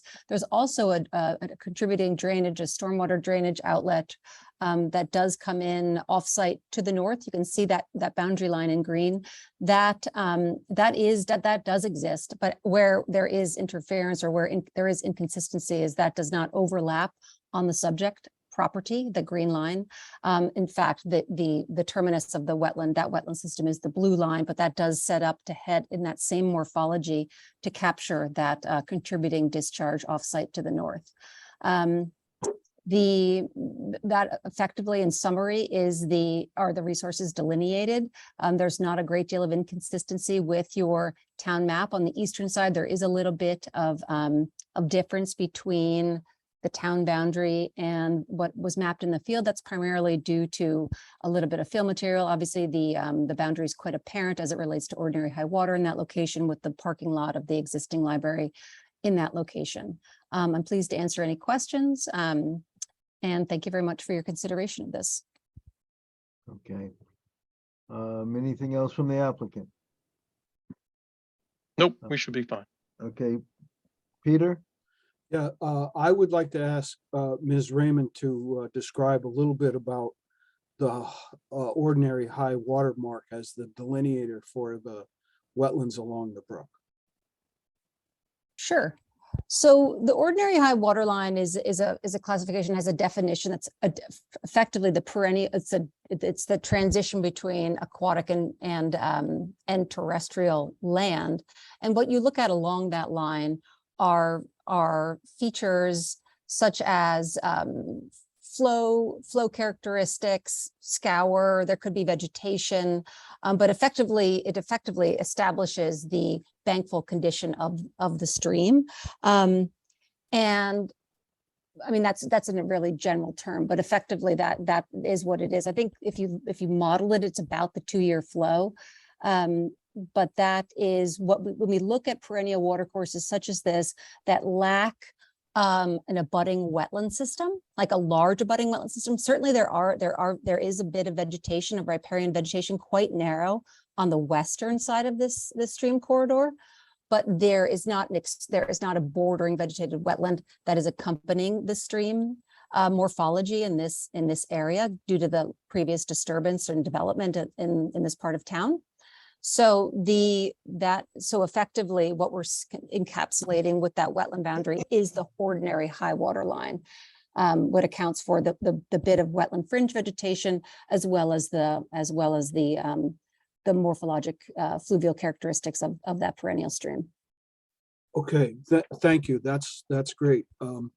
I think in this case, as some of the commissioners who visited the site with me noted, that the stream is fairly wide and it's channelized. So I think in maybe the 1960s or 1950s, the MDC installed a sanitary sewer on the east side of this brook, and I think the channel was realigned at that time. There's an existing triple box culvert under Mountain Avenue that was there before the sewer, maybe only 2, but now there's 3. And so I think that they had to channel the water course, along what's now the common property line. So the channel is fairly steep. There isn't any floodplain associated with the brook anymore. It's been filled in. But I think that the west side finger that was delineated was possibly part of an old oxbow or other, could even have been the old channel of the brook before it was realigned. But that area does not exist on the official map. The delineation in that area is tied very closely to the topography. It's a pretty well-defined depression in that area, and I think the wetlands as flagged are accurate. If I could ask Mr. Eman to maybe zoom in along that north property line right there. My recommendation is to the commission is to accept or approve the application. Can I ask you to go one more right at the line where the green and the blue diverge along that west property line? So my recommendation is for the commission to accept the the wetlands as delineated and to correct the order to what's the word, to bring the 2 maps together, the flag map and the official map, along that one. Is it a 112 contour? Yeah, it looks like it's a 112 contour going Yeah. right here. Right there. And at the other end by the highway, by Mountain Avenue, it's it is the there are no wetlands in the middle of the brook, if you will, but there certainly some along the sides, and the map would be the official map would be amended accordingly. Does this map show the sewer?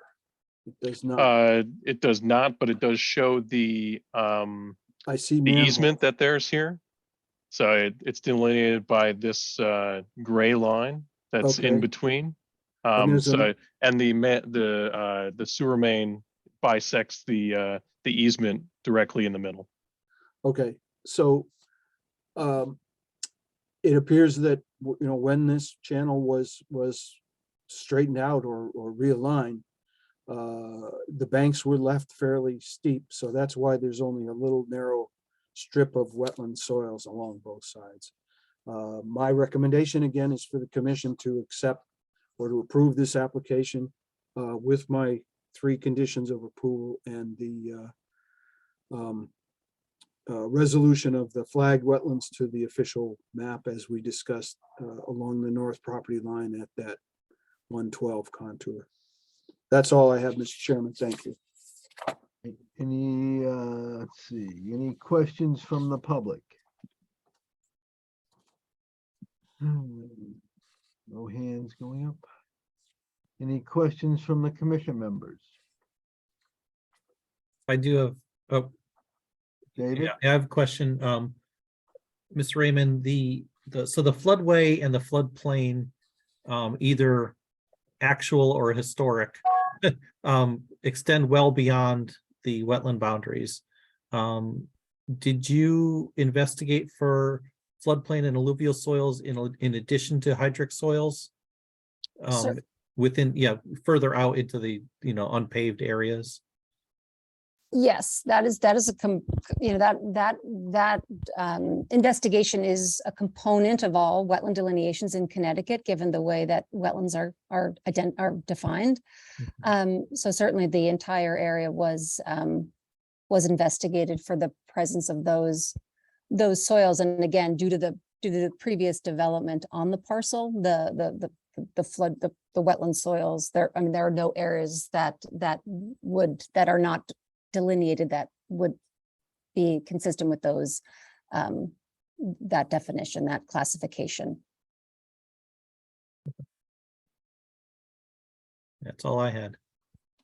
Any other questions? Yeah, Peter, I think there is such a big, it doesn't matter what you do, that north corner and that north quadrant is still gonna be landlocked per se with the wetland stuff. But does it really actually loop all the way back? Did you walk on the other property to see if it doesn't actually connect into that previously green dots? Yes, we did. There's a well-defined Golly. wetland and watercourse channel, actually. I don't know if this plan shows it. Some of the other plans show that there's a large stormwater discharge to that offsite wetlands to the north from the Home Depot project. No, Home Depot from site. And Not Home Depot. Ocean State. No, I'm you're, sorry, Ocean State, yeah, right, which- not Home Depot, Ocean State, thank you. and that's to the east, Peter? On this map, it's to the North is to north, the right. to the right. Yeah. So if those folks that came out to the site with me, we all walked that, where I said, we got to go look at this offsite watercourse wetland area. And it's just over the property line, but it's very clearly, very clearly exists in the field. That's why I recommended that contour, because it's in a fairly well-defined depression there. And it is a man-made channel to convey the runoff from the Ocean State site to Washbrook that was built as part of that original development. For those who remember, it was originally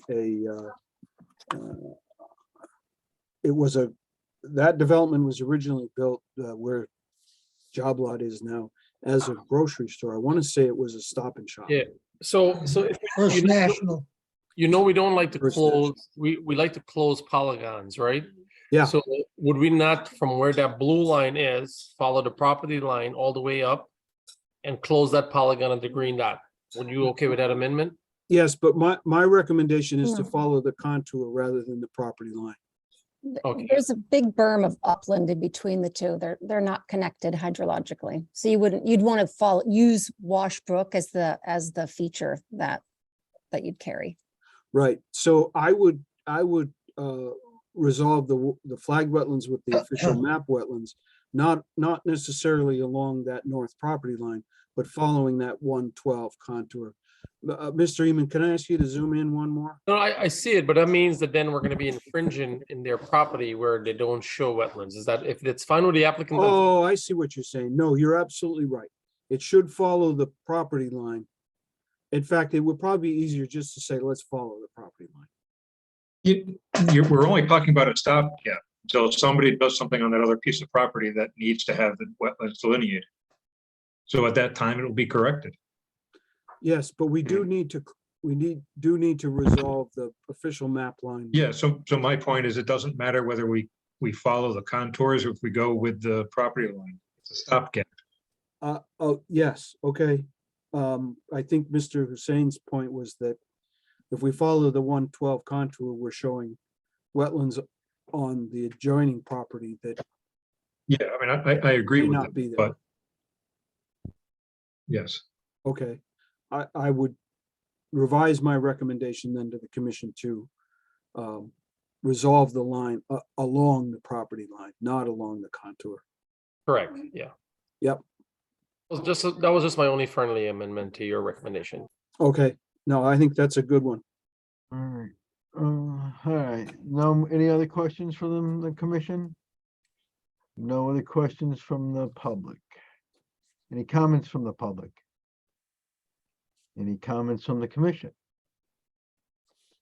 Any final comments from the applicant?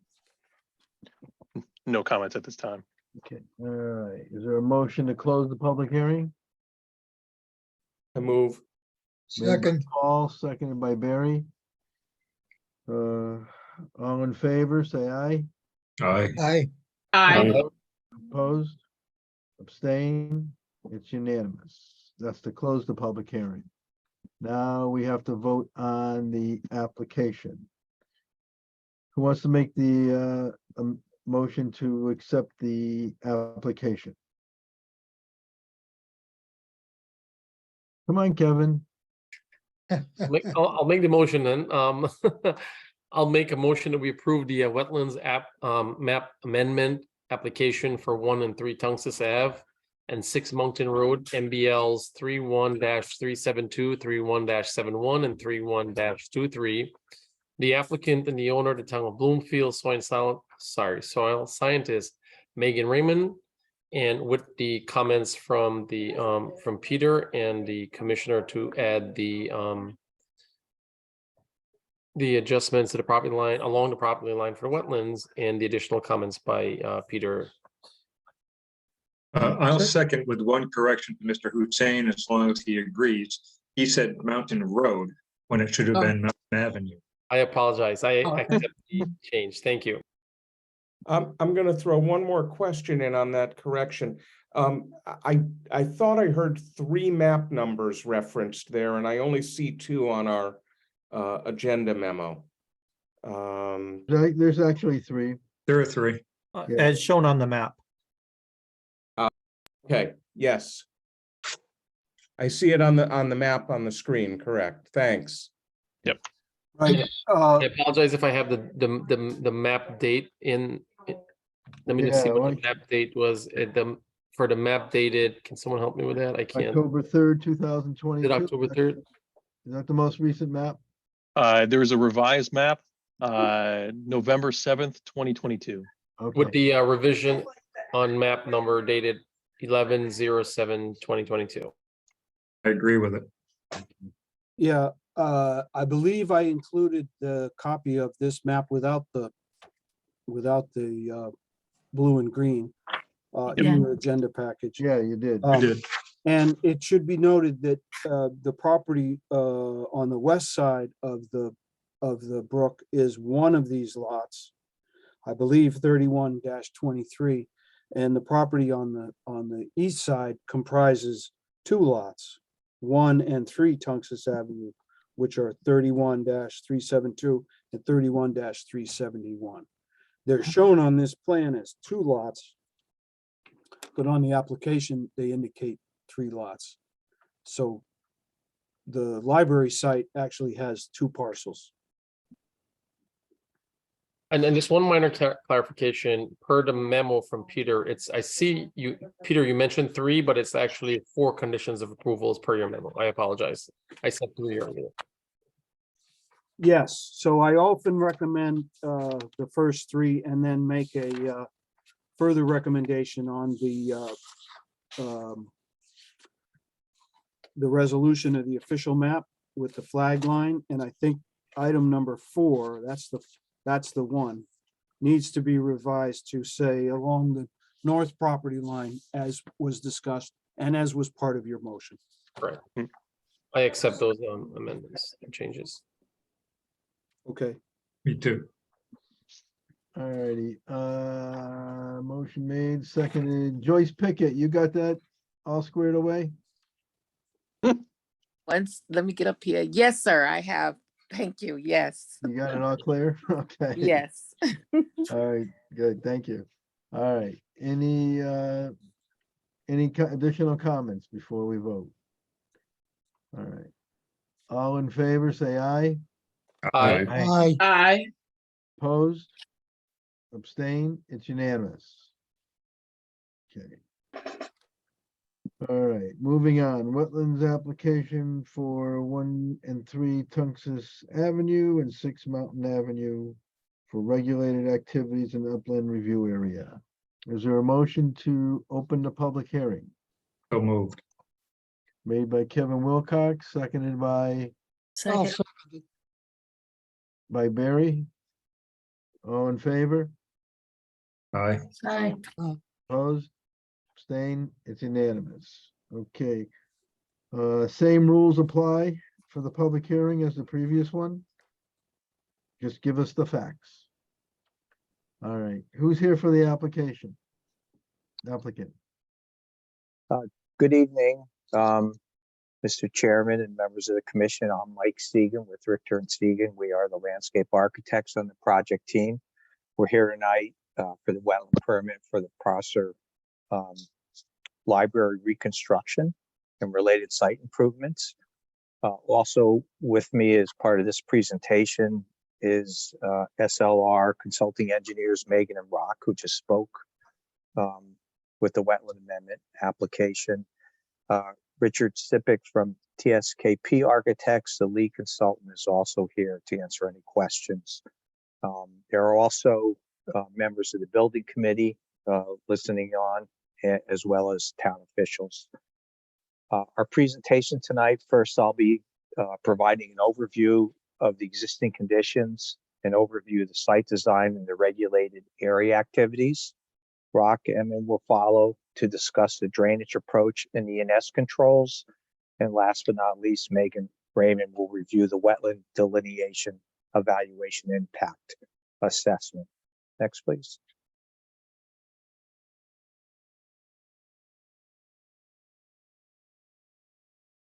Could you move on to the next drawing, please? This aerial, just shown briefly, shows the project location in Bloomfield Center at the intersection. Mike, in an effort Yes. to save time, because we have a long agenda, I think we're all familiar where the site is, and if you could just skip to what the size of your building, your drainage, and all the pertinent wetlands issues. Sure, sure. Thank you. I just will say briefly here, this shows the existing conditions on the 2 sites, the existing library site, the proposed, also the Riley lumber site. The purple lines show the upland limits of the upland review area. And you'll see along the west property line, that purple line pretty much runs parallel with the property line. And if you move to the very eastern side of the existing library site, that purple line, which is the limit of the upland review line, almost goes out to the road. So essentially all the proposed activities that will be discussed tonight, the new building, the library, and the site improvements are all regulated activity. And then the one other line that has already been discussed, the 100-year flood hazard, again, looking at is the red line, if you look at the western side of the property, that also parallels the property line and the upland review line as well. On the Prosser site, you'll see it's about halfway up the building, that 100-year flood limit.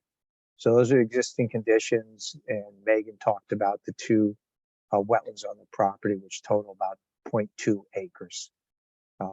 Next, please. This is the proposed design.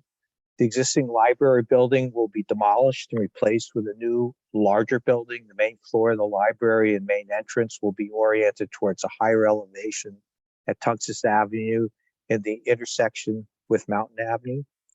There will be a plaza and steps at the building main entrance. The library itself, the footprint is about 2 times, the proposed library is about 2 times the footprint of the existing library, so it's a larger building. A portion of the lower floor of the new library will have parking under the building. On the west side, you can actually see it laid out there. Access to the lower parking will be from driveways off of Tungus and Mountain Avenues. A service drive runs along the west side of the building over the existing MDC sewer line and easement. The main parking lot for the library is located on the former Riley lumber site. The existing vacant building will be demolished and a new 77 space parking lot will be graded and constructed in its place. A pedestrian bridge will provide an accessible walk connection from the parking lot to the library, spanning both the brook and the floodway. To compensate for the work within the floodway and provide for water quality renovation, 2 water quality basins are proposed. These will be discussed in more detail by Rock and Megan. There are a number of large mature trees on the site. Working with a consulting arborist, we have prepared a tree preservation plan for the mature trees to be preserved and protected. Unfortunately, one of the very large trees in front of the library has a vascular disease, is declining rapidly and will be removed. The proposed landscape and plantings for the new library consist of numerous trees, shrubs, perennials, and ground cover. It's a mix of both native and adaptive plant species. Native wetland plants are proposed for the water quality basins, as well as the upland tree plantings around the parking lot, the building perimeter, and the streetscape. Next, please. The grading plan shows the regrading required on a good portion of both parcels. The graded area for the library parcel is to accommodate both the new larger building and its raised elevation due to the flood hazard. The Riley parking lot site, the grading is to maintain an accessible connection from the bridge to the proposed new library entrance, as well as accommodate the proposed water quality basins and compensate for work in the floodplain as well. Next, please. This plan illustrates a regulated area activity. Given the regulated area pretty much follows the property line, less a few exceptions. All the proposed improvements and activities that I just overviewed are part of the application and within the regulated area. The colored areas show the work within the upland review areas. The darker color is the vegetated buffer zone limits. There are no activities proposed within the on-site wetlands or watercourse. Proposed activities within the upland review area are approximately 2.4 acres of disturbance, of which approximately 1.1 acres are in the vegetated buffer zone. Of the 2.4 acres of disturbance within the upland review area, approximately 1.4 acres consist of impervious improvements, including the building footprint, the parking lots, access drives, and pedestrian pavement. Next, please. That concludes a very quick overview of the site design and regulated activity. As I mentioned, most of the proposed development is in areas of previously developed on both parcels, and there are no direct wetland impacts, including within the Washbrook riparian corridor. With that, I was going to turn it over to Rock to discuss the drainage and E&S controls. Beautiful. If you want to just keep going. One more.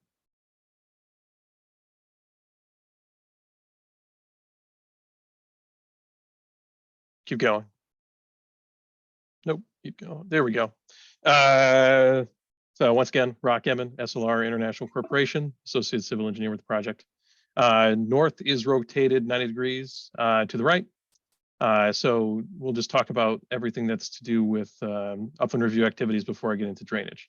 So as part of the project, we also need to serve the building with multiple utilities. So there are trenching for water as well as gas, which are located directly off of Tungus Avenue, as well as connections to the existing MDC sewer main.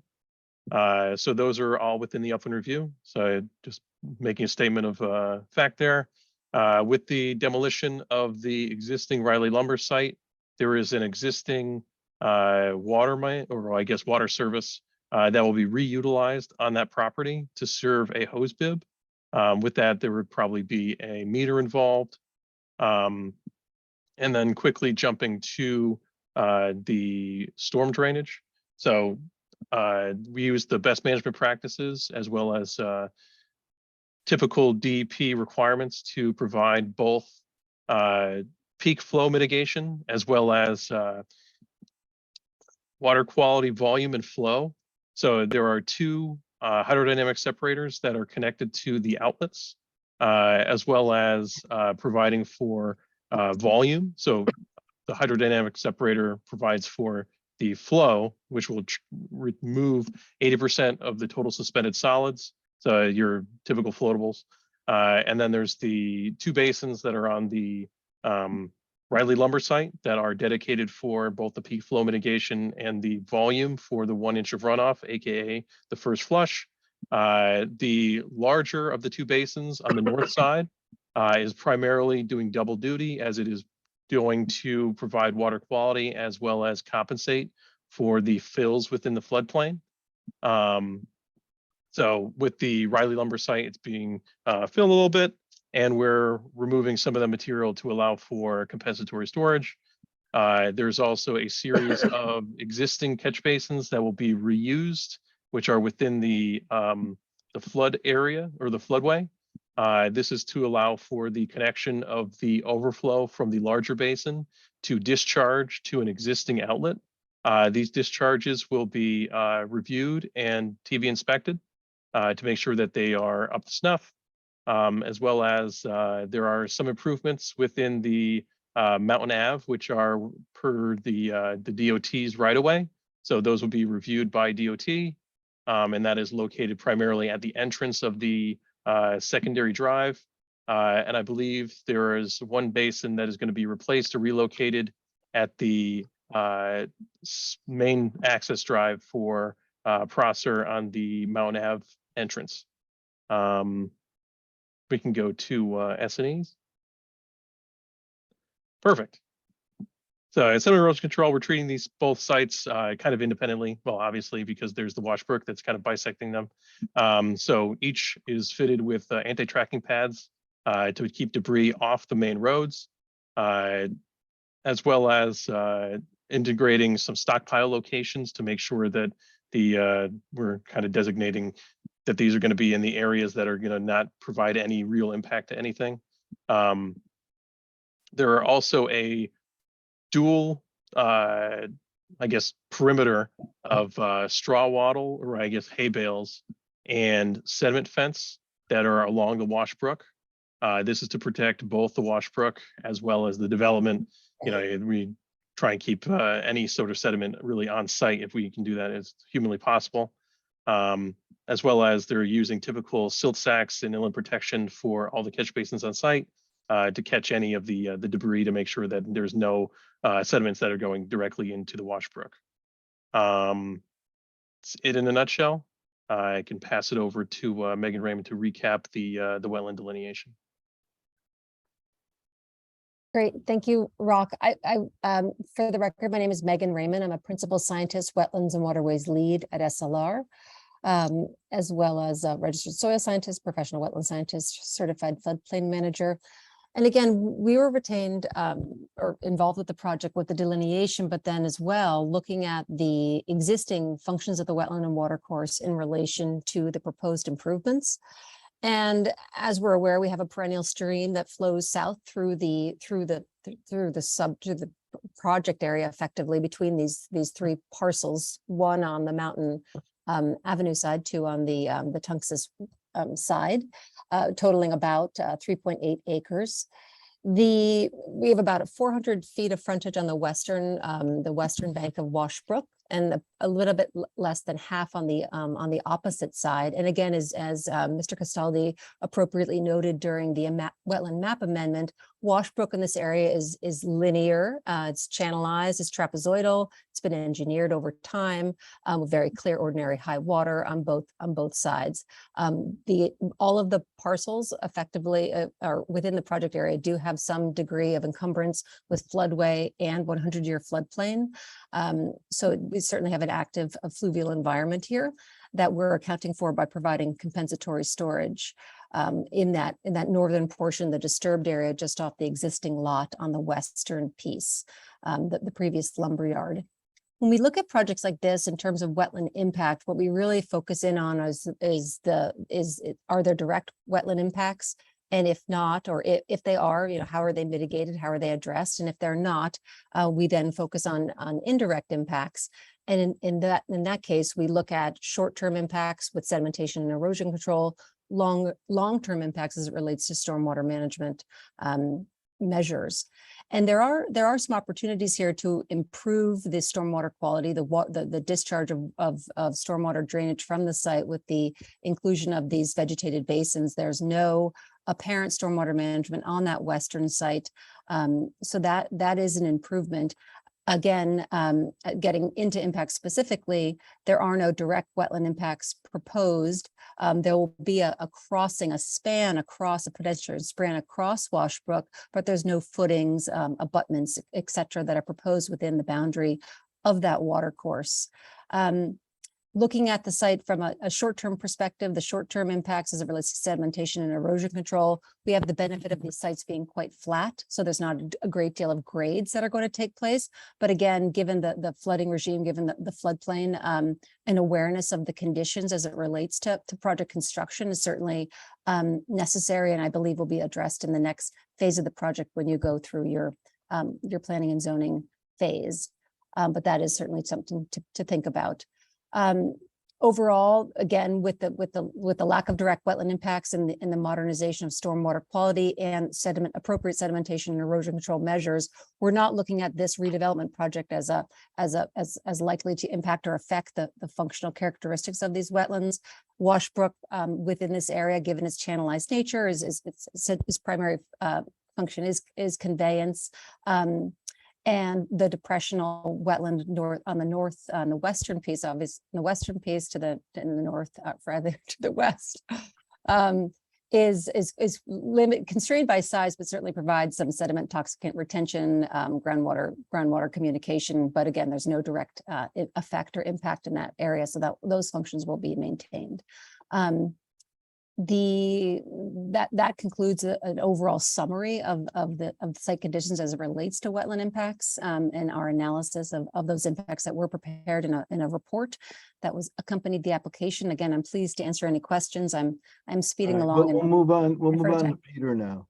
Perfect. Thank you very much. Peter. Thank you, Mr. Chairman. In my November 8th memorandum, excuse me, I indicate that I've had a chance to give the application and the plans a preliminary review, but I think there's still some questions that need more information. So in my understanding of the project, it really includes four components: the demolition of the existing library and the library building and the building at the Riley lumber site, would be, that's, one phase, if you will, is the demo. The second phase is construction of the new library building on the east side of the brook. Third part is construction of the new paved parking and storm drainage improvements on the west side of the brook. And the fourth main component of the project is the pedestrian bridge across Wash Brook. One of the main goals of this project was to raise the library above the FEMA 1% or 100-year flood elevation of 115.2. And that's the reason for the new building will have, I think, a utility room and an elevator room, and maybe one other room at the elevation of the existing back parking lot, which is below the flood zone. But the main part of the library will be above the flood zone. So this was I think probably the key item that needed to be addressed with this project. So that's important to keep in mind. My memo continues with some of the nitty-gritty details, if you will. One of the parts, and maybe I can ask Mr. Eman to show us a plan, share us a screen that shows the proposed development and the bridge. So part of the proposal includes the and I'm going to ask you to zoom in on that previous one to the area at the southwest corner of the new library.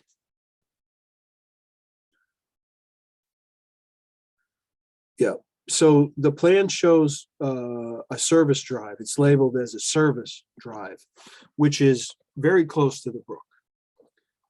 It is approximately in the same location as the existing edge of parking. And this is the closest proposed construction to Washbrook.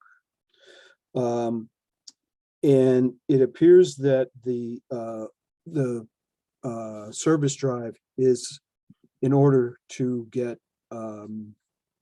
larger trucks, in particular for the dumpster pickup on the other side of the library, to provide that kind of access. A large truck apparently will not be able to go under the covered parking. On this plan, it says parking on ground level below the library. So that's at the existing rear parking lot elevation or close to it. If that bypass driveway or service drive is not absolutely necessary for the pickup of the dumpsters or for emergency access, that is a possible modification to the plan that would provide more separation from the brook, as well as reduce some of the wetland, some of the upland review area impact. The consideration, particularly of emergency vehicle access, should take priority. If they need emergency access for fire trucks around the backside of the building, then I think the service drive is necessary. The second point in this particular location, because of the bridge and the right side of the bridge in this picture, the east side, is going to be at the level of the library finished floor of 124 or so, and it's going to slope all the way down to the parking lot on the left. And there's a key grading point right at that southwest corner where it looks like there's been or there is proposed, I should say, a 3-foot cut right under the bridge so that vehicles can get under the bridge. Again, if the service drive isn't needed for emergency access, the 3-foot cut could be eliminated and again reduce some of the upland reviewary impacts. The presenters mentioned connecting to existing stormwater systems that are on the sites, and I think that needs to be reevaluated. The existing pipe that comes out from the library site is about 3/4 full of water during the low water state in Wash Brook. And if it can be raised, I think it would be better. There's the same situation exists on the west side of the brook. There's an existing stormwater discharge that is lower than ideal. It may not be possible to change the elevation of the outfalls from these two existing outfalls, but if it turns out that it's either desirable or necessary to replace or modify these pipes, there may be additional upland review area impact and right at the edge of the brook. So I'm requesting additional information concerning the adequacy of both of those outlet pipes. Peter, is that the outlet pipe that we observed underwater? Yes, we saw the one coming from the library site. We were looking across Wash Brook to the east side. There's another one that we didn't look at that is on, from the Riley site. All right. The area off the southwest corner of the new building, I mentioned some of this, includes lowering the existing pavement in that corner by about 3 feet in order to get under the bridge. I believe that's why it's the elevation it is located at. And so what that will mean is some fairly deep excavation very close to the brook, 4 feet or more in very close proximity to Wash Brook. Sheeting may be necessary for this excavation and for the proposed drainage improvements. Additional information is requested concerning special construction methods anticipated for this work and protective measures for Wash Brook. On the parking lot side, on the west side of Wash Brook, the Riley lumber side, the closest, I'm sorry, I'm gonna have to ask you to change the plan to the one that shows the drainage, storm drainage. There's a series of pipes and catch basins or manholes all along, between the brook and the parking lot. And one of my recommendations after discussing it with the town engineer was whether this piped storm drainage system is necessary. Yeah, I think you're trying to zoom and you're doing something else. No, I'm trying to point out the Oh, yes, the pipe that okay. you're talking about. Right. So what this system shows is there's a connection for the stormwater basin on the left side of the screen. There's a connection to the storm drainage basin on the right side of the screen or the picture, and they all come out to an existing discharge off of one of those. I can't tell which one it is here. I think it's the one near your arrow. Yep. And so my question is, what is the adequacy of the existing pipe? But in conversations with the town engineer, we thought that this whole proposed storm drainage system might be better served for the project as an open grass channel stormwater quality swale rather than the pipes. they're gonna have to discharge at some point to Wash Brook, whether that's through the existing pipe that's there or possibly another location. You know, that those details would definitely have to be you know, worked out on a revision to the drainage plan. But I think the open grass swale may be a better alternative, and would certainly reduce the excavation for those pipes. You know, maybe less than a foot or 2 feet rather than 3 or 4 feet. Stormwater quality swale is recommended as an alternative to the conventional storm drainage system and would significantly reduce the amount of excavation close to Wash Brook. Okay, I'd like to move on to the stormwater quality basin proposed north of the parking lot, and in particular concentrate on its proximity to the flagged wetlands. My recommendation here is that the proposed grading be separated from the flagged wetlands by at least 25 feet to save some of the existing vegetated buffer in that area.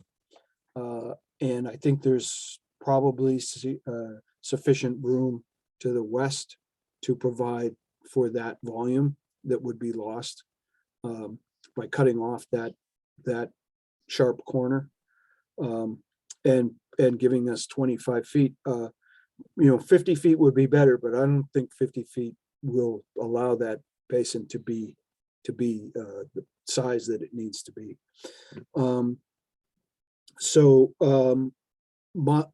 That's my recommendation for that particular upland review impact. Additional information regarding the location and size of the basin is requested to reduce the regulated activities in the vegetated buffer zone. If the volume is adequate, then I think we just need to shift the bulge from one side to the other, if you will, and save some of the existing vegetation.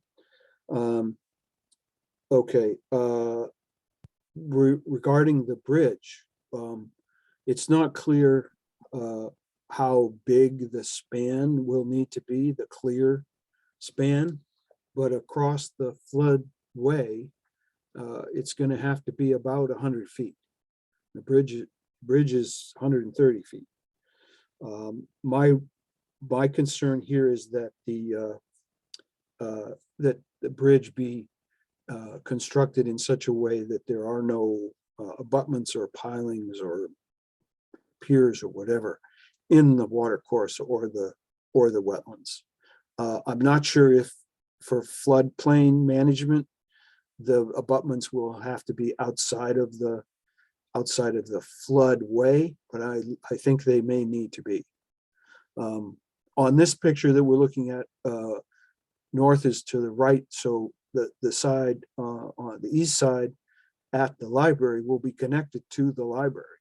On the west side, somewhere before you get to the parking lot, there will probably need to be some kind of an abutment or pilings. I think let's see, did I get there? Additional information is requested concerning the span of the footbridge and pilings or abutment locations.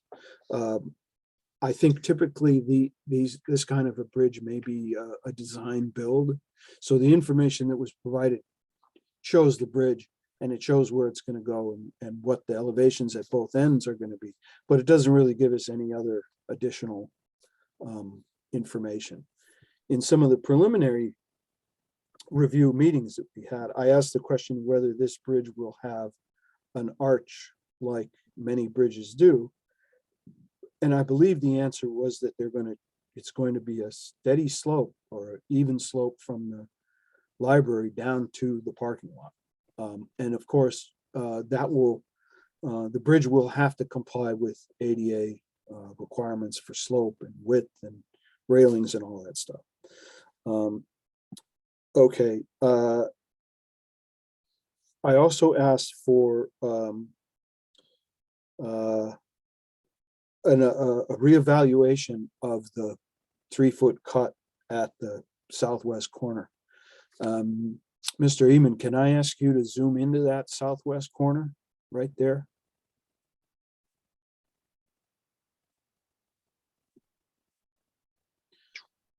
So, okay. You, commission may be able to see the 108 contours on both sides of the catch basin. The existing elevation there is 111. So a 3-foot cut is proposed right there, I think, to get under the bridge. That's correct. But what the effect of that is that there will be a 3-foot cut below the bank, the top of bank of the at the brook, and excavation and grading, all not in the wetlands, but very close. The proposed contours there indicate about a 3-foot cut. So the question is that 3-foot cut necessary to get under the bridge for emergency access? And is it absolutely necessary to make the site work? If it is, I'm okay with that, because we need to keep in mind that it's just not only wetlands that we're looking at here, but also whether the site, will function properly. We don't want to approve something or propose something that won't physically work. If emergency vehicles need to get under that bridge and the grades work out that they need to have a 3-foot cut here, that's what they're going to have to do. Again, additional information is requested to better understand the this aspect of the proposal. If trucks go under the bridge, how, I understand that the elevation has to be right, but so does the width. So if it's a little narrow, little sharp dip there, trucks may have a problem getting under the bridge, and those 108 contours may need to be further apart. I'm also recommending that the proposed stormwater quality structure, which is the round manhole right there to the left of the bridge, that be constructed outside of the pavement, so that the elevations in and out of that can be more aligned with the elevation of the existing pipe. So in here, there we see kind of at the top of the screen says in the background, concrete head wall invert 104, what is it, 3? Looks like 8, 104, 8. And that pipe invert is under a foot of water at that elevation, or maybe a little more. So it seems to make sense to me, if you can, to make the pipe a little bit higher, put that stormwater basin outside of the pavement so that you can still get cover on the pipes, and maybe there might be a little bit of an additional wetland impact there. Okay, the proposal includes a tree preservation plan, and the plan shows. Can we zoom to that one? Yep.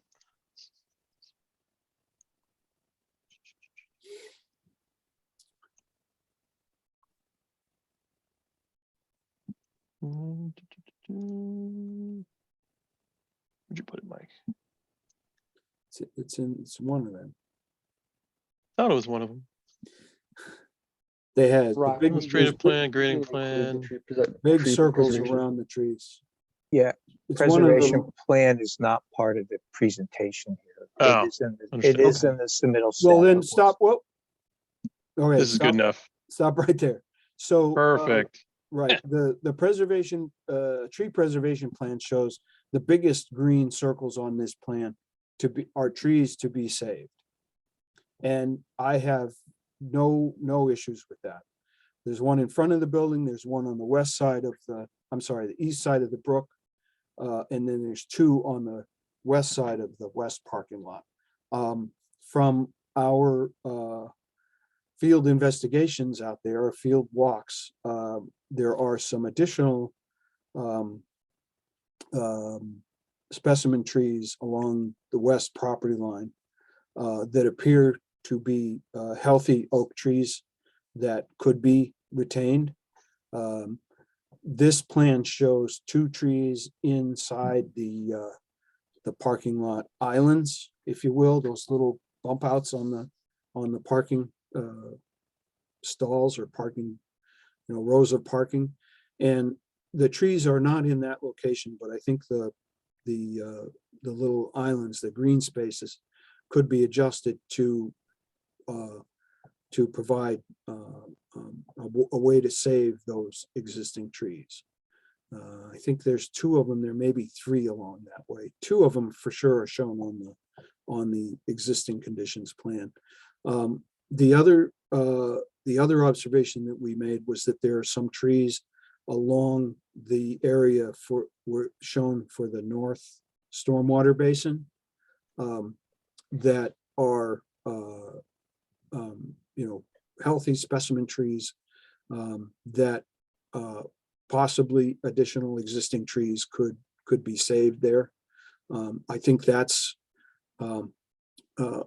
something that may require some additional field investigation to identify the trees and perhaps understand a little better what the limits of that proposed stormwater basin are going to be. It's not real clear when you're out in the field. Here, these trees are going to be saved and these trees have to go. But there are some specimen trees, north of or in the area of the proposed stormwater basin that should be looked at to see if they can be saved. The other comments that I had, and we can look at this right from this one. Can I ask you to zoom back into Washbrook near the, yeah, that's good. There's green woody indication, woody vegetation indication on both sides of the brook. On the west side, there is a row of trees. On the east side, it's not really, there's no real, there's some vegetation there, but it's not wooded vegetation. And in fact, there are some invasive species over there. So my recommendation here is to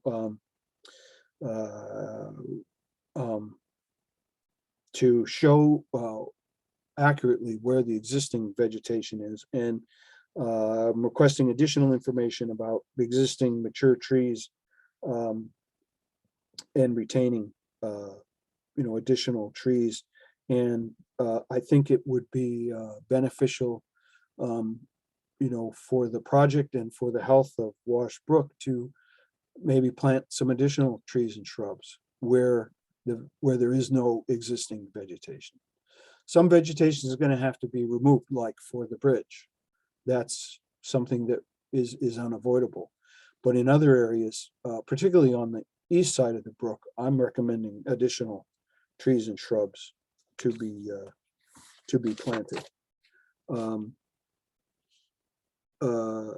Let's see, where am I here? The project includes 2 open stormwater quality basins and 2 hydromic separators. Additional low impact development strategies are recommended for this project, including pervious pavement or grass pavers for some of the parking spaces, the grass swale for stormwater quality on the west side, at the west side parking lot, and planting of more trees and shrubs. The plans indicate 77 new parking spaces on the west side of Washbrook and 17 spaces at the rear of the new library building. The number of spaces is more than what would normally be required, and maybe the the building committee or the library, requested as many parking spaces as they could get, which is, I guess, an okay request. If there were fewer parking spaces, there would be fewer impacts to the upland review area. If parking spaces are reduced, I would recommend the ones closest to the brook to be reduced.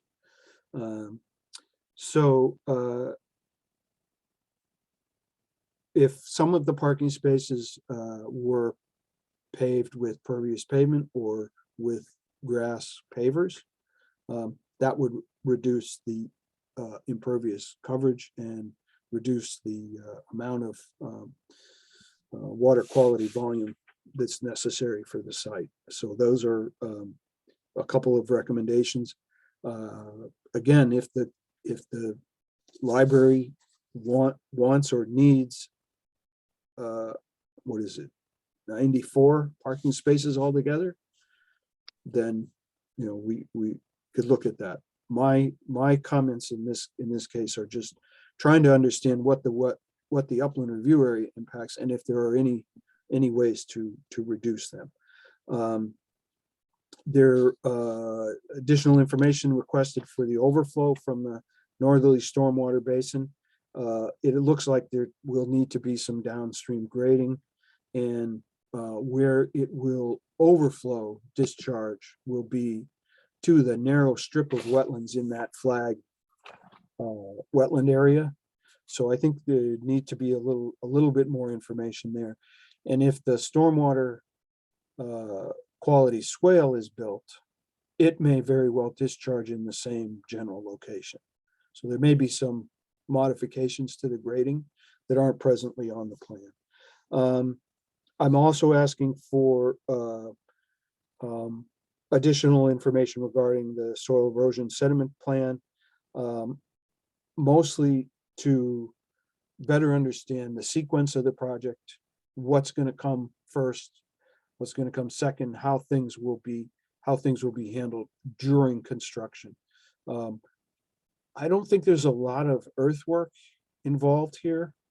It will be, demolition of the new building and then building up from footings up. So that part of it will be, there'll be some excavation. There certainly will be some excavation for the utilities, and particularly the storm drainage on the west side, which may be eliminated, but there aren't a lot of, for a project of this size, I don't think there's a lot of earthwork involved, and maybe Mr. Emmett has a better handle on how much earthwork is necessary. But I think that, as well as understanding the phases of the project and some additional erosion control measures are recommended. So I think I'm done with my part, Mr. Chairman. Thank you.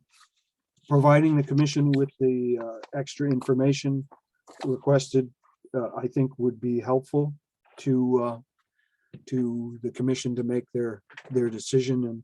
And my recommendation is that the public hearing remain open, but that the application be tabled to the December meeting and the public hearing continued to the December 12th meeting. Thank you, Mr. Chairman. All right, so any questions from the public? I guess you have to raise your hand if there's questions. No questions from the public. Okay, questions from the commission. I got a lot of questions, but Alan, can I ask, Alan, Yeah. can I ask a couple questions? sure. All right. First off, I want to ask Alan's question, and that is snow. No. No clearing, okay? Snow So if you're coming off Tungus Avenue, and as you make that first turn along Wash Brook, are they going to be pushing snow into that corner grassy area and stockpiling it there, or what's the plan for snow removal? let's start with that, or should I ask all my questions? No, ask that one first. Let them answer that. Do you have an answer? I guess I'll answer the question for that. I honestly it's going to be one of two separate areas. They'll probably either have to truck it off site from the main library property, because there's really no room for it to just be stockpiled anywhere. Especially if you're going to be protecting the Washbrook from any sort of contaminants that could be potentially used for salts to de-ice. So from the library's perspective, I could see that them actually trucking it from the library site over to the Riley Lumber site and utilizing the stormwater quality basin in the very rear. So the way that it's actually designed is there's no curbing, and it goes to a grass filter or a gravel filter strip.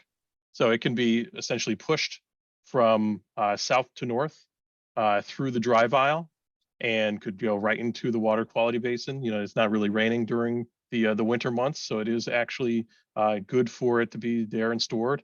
It is all one of the reasons why it's for water quality as well, is to allow for the suspended solids and the pollutants to kind of dissipate within the water quality basin. So that would be my recommendation. Yeah, Rock, you're gonna have to come up with a plan on handle the snow and put it on the plan, and the town's gonna have to stick to it. Fair enough. Also, what kind of chemicals or de-icers they're gonna use and how that's gonna be handled. Now, Alan? Yeah. Should we also have somebody from Public Works? Because it's obviously they're the ones who are going to do this. Well, that's their client. They're gonna have to talk to their client and see how their client wants to handle it. Okay. I mean, they can't just push it into the brook, and they just can't pile it with all kinds of Right. material on there. Okay. Okay. Fair enough. All right. So I still have a couple more questions. Go ahead. The bridge that goes from the parking lot to the building, is that going to be open during the winter time?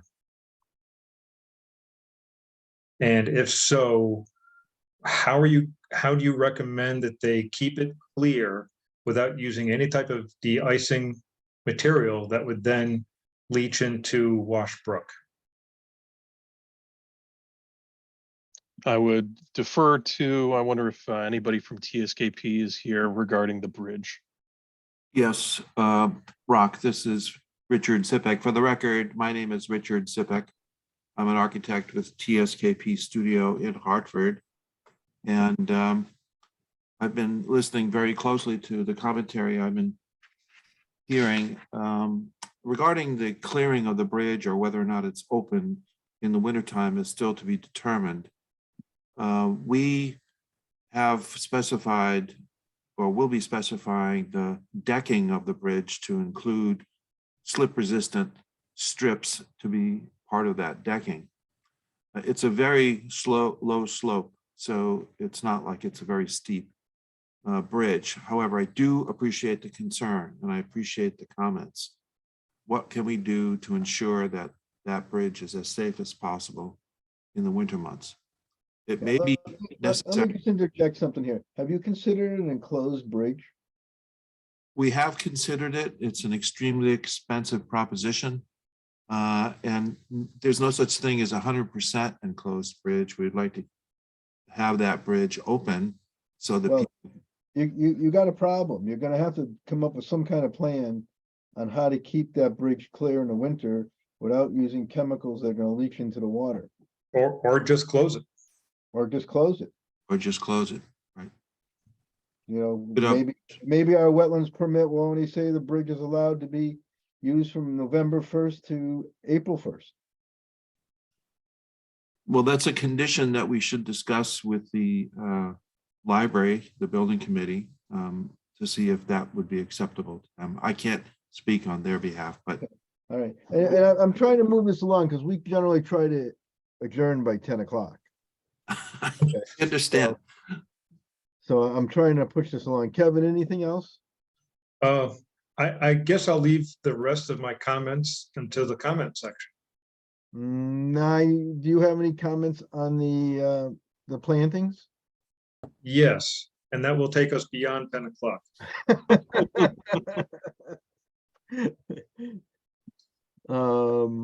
However, if it'll speed things along, I'd be happy to meet with either Mr. Segan or anybody else from the architect's firm and go over my concerns and have them address them next meeting. But it seems like we're not going to be voting tonight anyway. Right, yeah, Peter, is that appropriate? To meet with- Yeah, my,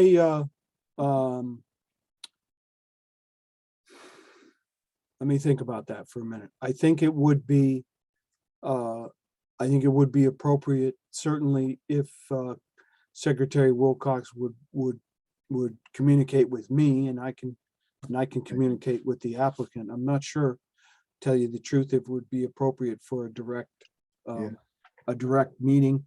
Okay. You know, how do you guys, I'd like to ask David Liupa if he thinks that would be appropriate. I don't have an issue with it, but there may be something else here that I'm not thinking of. Yeah, I don't believe a commission member is allowed to directly speak with an applicant or their agent during an open public hearing. Right. that's fine. correct. But if you What- put it in writing, Peter, and submit it, I mean. Yeah. Kevin, Yeah. That Yeah, was as long gonna as be it's my on record. suggestion. Yeah. Yeah. I think whatever we don't get to cover now, and we'd like to get it addressed by the next submission, we can submit it to Kevin with addition to his comments, so he can communicate that to Peter to communicate to the applicant. Yeah, or you can send it to me directly. Yeah. Yeah. Right. All right, anything else, Kevin? Kevin Wilcox, anything else? Yeah, I know. I'm debate. I'll have a few comments during the comment section. How's that? I don't know if we're gonna get the comments. There's a difference between questions and comments. Yeah, I have some comments too. I think we have to leave some comments out. All right, I will ask this one question. If the area by the plaza could be zoomed in on a little bit, please? The plaza. Okay, so that raised wall, retaining wall with the planting, there are 3 round green items. And on the landscape plan, there is absolutely no identification as to what they are. It just labels them as IMB, but in the legend, there is no item labeled IMB.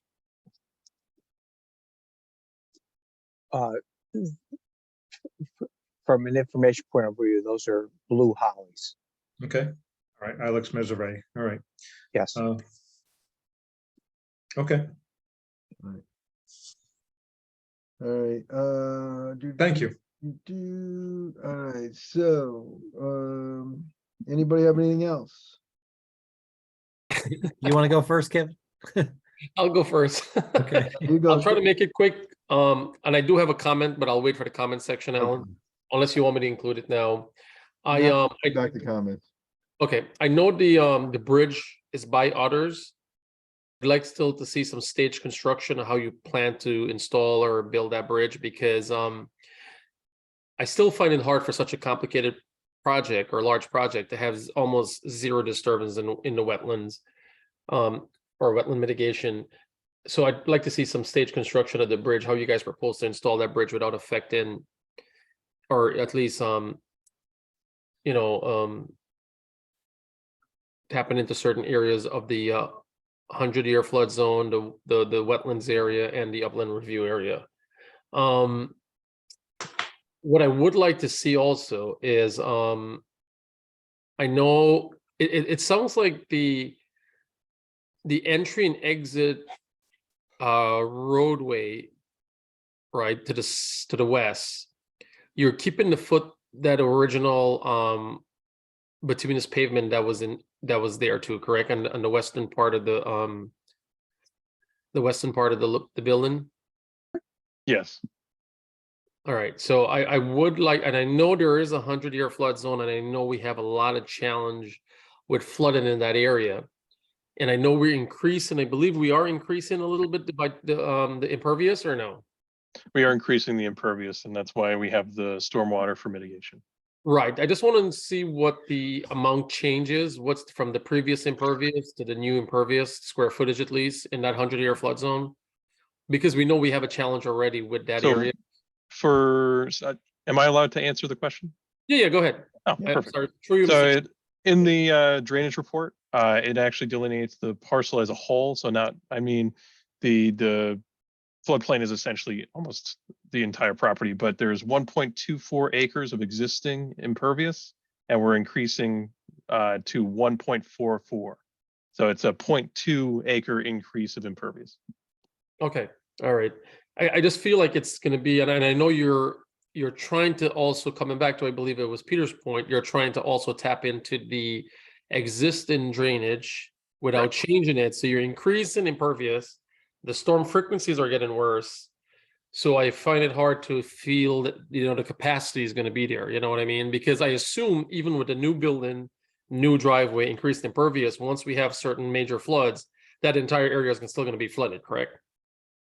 Yes, that's the point of the 100-year floodplain, is the whole thing will be below the 100-year floodplain when it floods.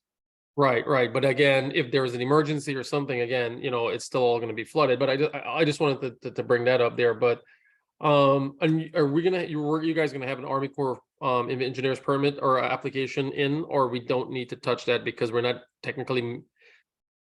We're not technically touching anything within the floodway. So it Mhm. falls within the floodplain manager, which is Jonathan, the town engineer. So it's his call when it pertains to the floodplain and how everything's kind of mitigated. Yeah, I hate that to say this only because it's the town and we want to see this project come true, I'll be honest with you. But I think at the end of the day, though, we probably need to make sure that it's done correctly. And I think we're gonna have to make a recommendation for Jonathan to take a look. I think we're trying to reverse engineer the site. And I just want to make sure that we don't create any problems in the future. So Peter, I'd recommend that Jonathan make a recommendation that we just please get the green light from Army Corps that we are good and we're, whatever we're doing is done within the specifications of of what's required. Again, I'll leave it up to you and Jonathan. But because for example, if you go to catch basin number 9, go back to your drainage plan. Your storm drainage. Go to on the west side there, catch basin number 9. Yeah, right there. Just zoom into that area right here, where the 110 elevation comes into that catch basin number 9. You're looking at, your invert elevation. It looks like it's 106. Your top of grade is 100. That's a 5 foot, almost say roughly 4 or 5 feet deep catch basin. Then you're also doing a new grade, a new contour there. And you're within almost 2-3 feet of the wetlands or that whatever that wetland flag is. And with that steep slope, no stabilization, slope stabilization or anything like that, then we're saying there's zero impact to the wetlands.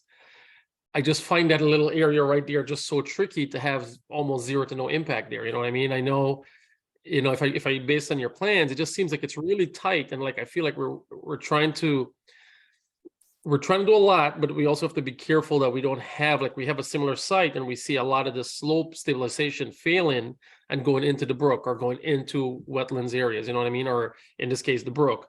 So, silt fences and so forth. I mean, it just seems like a lot of activity there that's so close to the brook within 2-3 feet without no stabilization, and all that activity of putting in a new catch basin.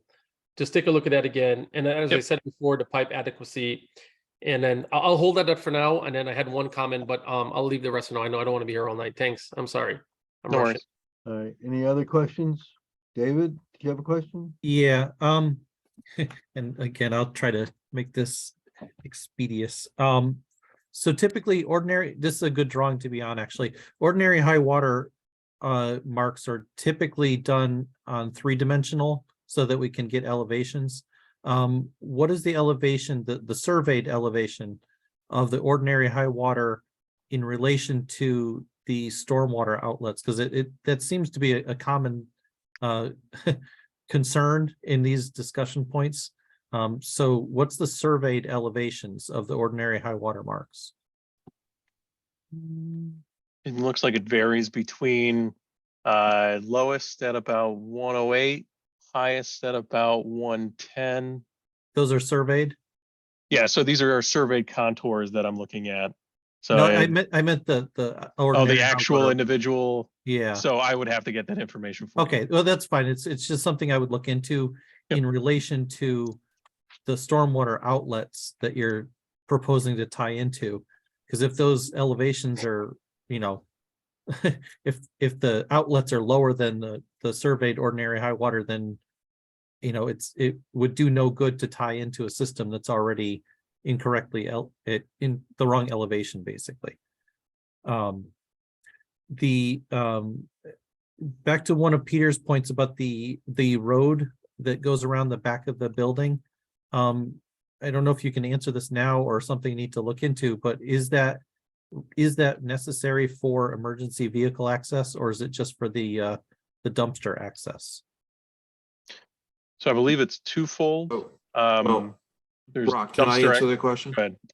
So again, this is Richard Zipek, TSKP Studio. I did have a conversation with the fire marshal in the very early stages of this project. It's not required for, that service drive is not required for fire truck access. I can reconfirm that information. It's primarily required to serve the dumpsters. Okay. And I don't know if there's another place for the dumpsters on site, but you know, as it relates to wetlands and upland review areas, the impacts that we are concerned with is minimizing, obviously.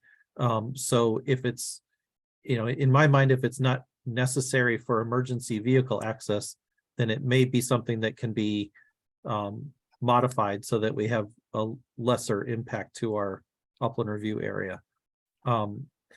And then my final sort of common thread is that about the all of the activity occurring within the floodplain area.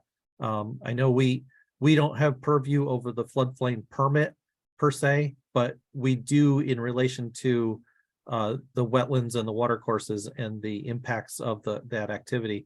There's a lot of either cuts or fills and alterations to the existing floodplain. And, you know, as everyone knows, there's historic flooding in this area. The creation of that mitigation area on the north side of the parking lot, my understanding is that that's partially to compensate for lost storage in the floodplain. That's correct. Is it, you know, you'd stated that there's an increased impervious surfaces overall on the site. Yes. Is that a one-to-one replacement, or is it more than one-to-one? So it's a little more than one-to-one because we're trying to do double duty. And in a conversation with Jonathan, he's looking for a little bit extra. So we're going to be modifying the plan as it is. Yeah. So the basin is going to be a little massage to allow for the 25-foot buffer, as well as kind of be raised up slightly in order to meet Jonathan's requirements. Okay, so yeah, so my thoughts on the mitigation areas or the functionality of the wetlands in this area. The two most important, I know there are different principal functions that are occurring, but in my mind, the two most important ones for this system are stream bank stabilization and flood flow alteration. I see an opportunity to increase the flood flow alteration or storage capacity by connecting your two basins on the west side of the brook, or putting a linear basin along, you know, between the parking lot and the stream itself. Yep. And even if they're not connected, and I know in the cartoony drawing, the one with the colors on it, there's an area called out for lawn or grass that's not, you know, according to that drawing, not wooded, and that might be an area to increase flood storage capacity, and you know, help with the functionality of the whole system. So I think that's worth looking into. It'll probably alleviate a lot of the concerns about flooding in the area, hopefully. So those are those are my thoughts on that in general. But like, you know, basically there's a lot of work going on in the floodplain, and you have to be very delicate with that work because we have known issues And we don't want to exacerbate those issues. At that, I'll leave it. And Any other questions? I have a question. On back to the service road is going over the existing concrete that is the parking lot. Is there additional reinforcements that are going into that land to make that a road and not a parking lot? Is there any, is that it for the impacted area? It's just concrete removed, concrete replaced? So with changing in the grades, so we're dropping down in order to meet the low point. So the existing pavement and that existing pavement section, so there's the compacted material that's below it will be removed and a road essentially replaced, which is typically about 3 inches of asphalt, 8 inches of compacted subgrade or compacted granular material. So that would be what would be installed afterwards. Okay. Let me just interject one thing there, Adam. Now that will survive a flooding over that area if the brook comes up over that area and with the velocity of the water. It won't be eroded, that road? I do not believe it would be eroded. Can you double check on that? Sure, I'll take a look at it. I'm sorry, Adam. Anything else? Adam? It's okay. My concern was really just the rating of if you're bringing emergency vehicles and service vehicles down there running in an area was traditionally just a parking lot. I don't know if that changed the what's required there for support. Is there a guardrail there? There's I none think it just shown. says curb, right? Yep, correct. A curb being how Keep high? in mind that the grading there shows a cut below the existing pavement.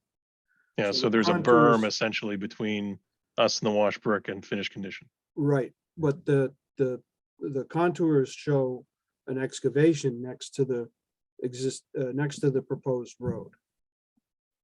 It's not a fill in that area, it's actually an excavation. And the flood elevation here is 115, which means that the entire back driveway, as well as a good chunk of the parking lot on the other side, will be underwater, in a 100-year flood. All right, anything else, Adam? No, that's it. Thank you. Basically half of the property, the western half of the property, if you can imagine it. Yeah, all right, I got a few questions. I didn't see, was there a construction schedule on the plans?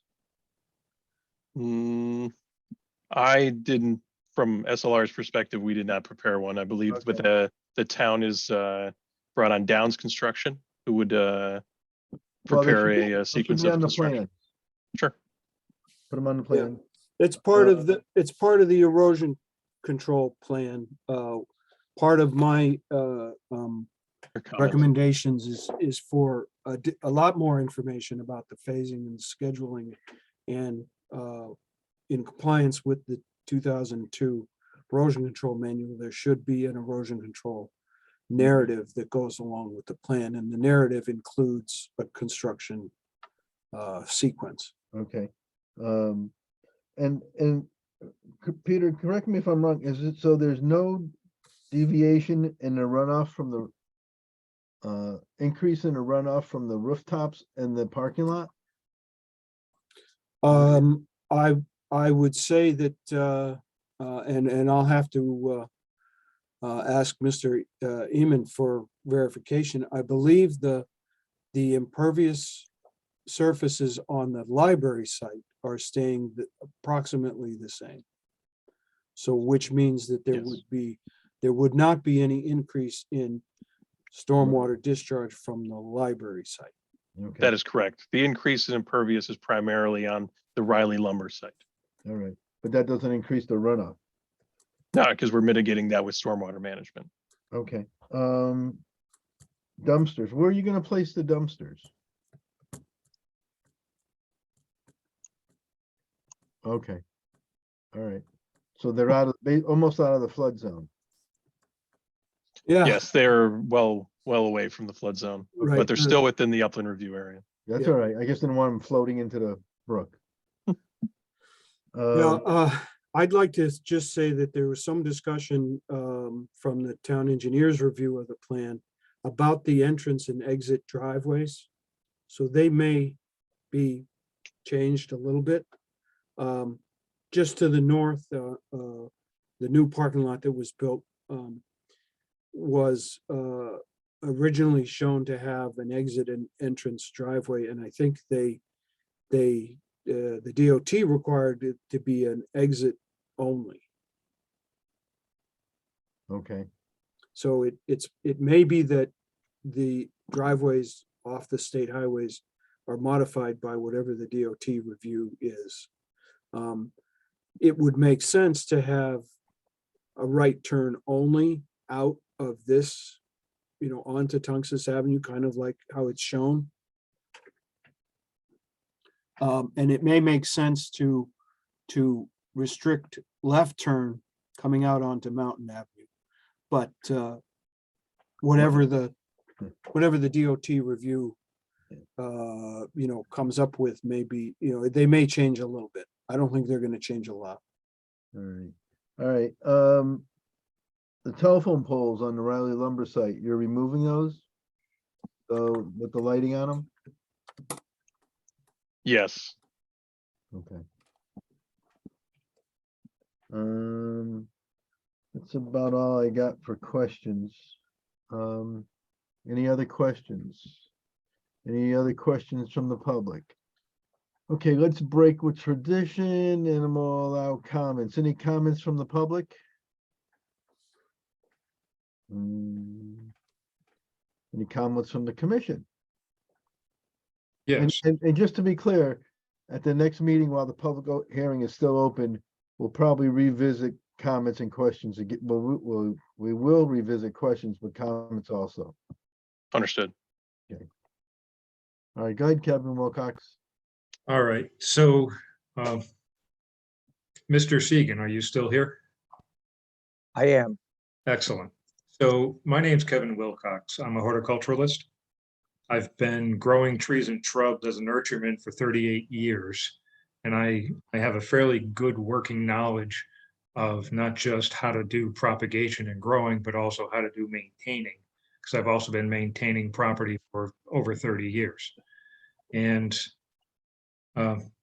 so I will jot down some notes, some things that I would like you to consider changing, modifying. But I'm going to, at least this evening, ask, or at least make a few comments about some of the items here. I do have somewhat of a problem with the river birch, mostly on this one thing, and that is they are extremely messy trees. And that is that as they mature, they drop all their lower branches. And even in a moderate wind, you'll find that there are a lot of branches down on the ground. And if you are going to plant them flanking the bridge, that's going to be somewhat of a insurance problem in having somebody maintain the bridge and keep it free of branches. Kevin, just sir. a comment quick on that. We've had different comments on the river birch, and we are looking at changing that species to another plant. Okay. On the south side of the building, there are two street trees, which I believe are listed here as being pin oaks. And Correct. It's very difficult for me to figure it out on the scale of the paper that I have, but it looks like they are being planted within 5 feet of a sidewalk. The concern I have with pin oaks is in their youth, halfway up the plant, the branches are horizontal. As they go higher up, they ascend. And then from that halfway point down, all the branches descend. So that it'll be a bit of an issue constantly having somebody go through, prune up the branches out of the way of people walking on the sidewalk. And unfortunately, with the way that this plant goes is when you prune off the lower branches, the branches above that then turn down and then take their place. Because it's part of the plant's desire to constantly have as much foliage getting the sunlight that's being given. And my suggestion there would be to find something, and even though the pin oak is a native tree, and I think that's a great idea, putting in more natives than introduced species. However, in this scenario, when you're that close to a sidewalk and you're dealing with heat, drought, snow, and whatever chemicals are being applied to the sidewalk in the wintertime, there are two fabulous plants that are introduced that work in this situation because this is exactly what they want. One is Machia amarensis, and the other one is, fortunately, it's been renamed. It's now, instead of Evodia, it's Tetradium danieli. And both of those trees work extremely well planted. I've seen at least the Tetradium. There's one on Route 10 in Farmington that is literally 18 inches off Route 10, and it's been there for over 50 years. So that's my way of thinking. And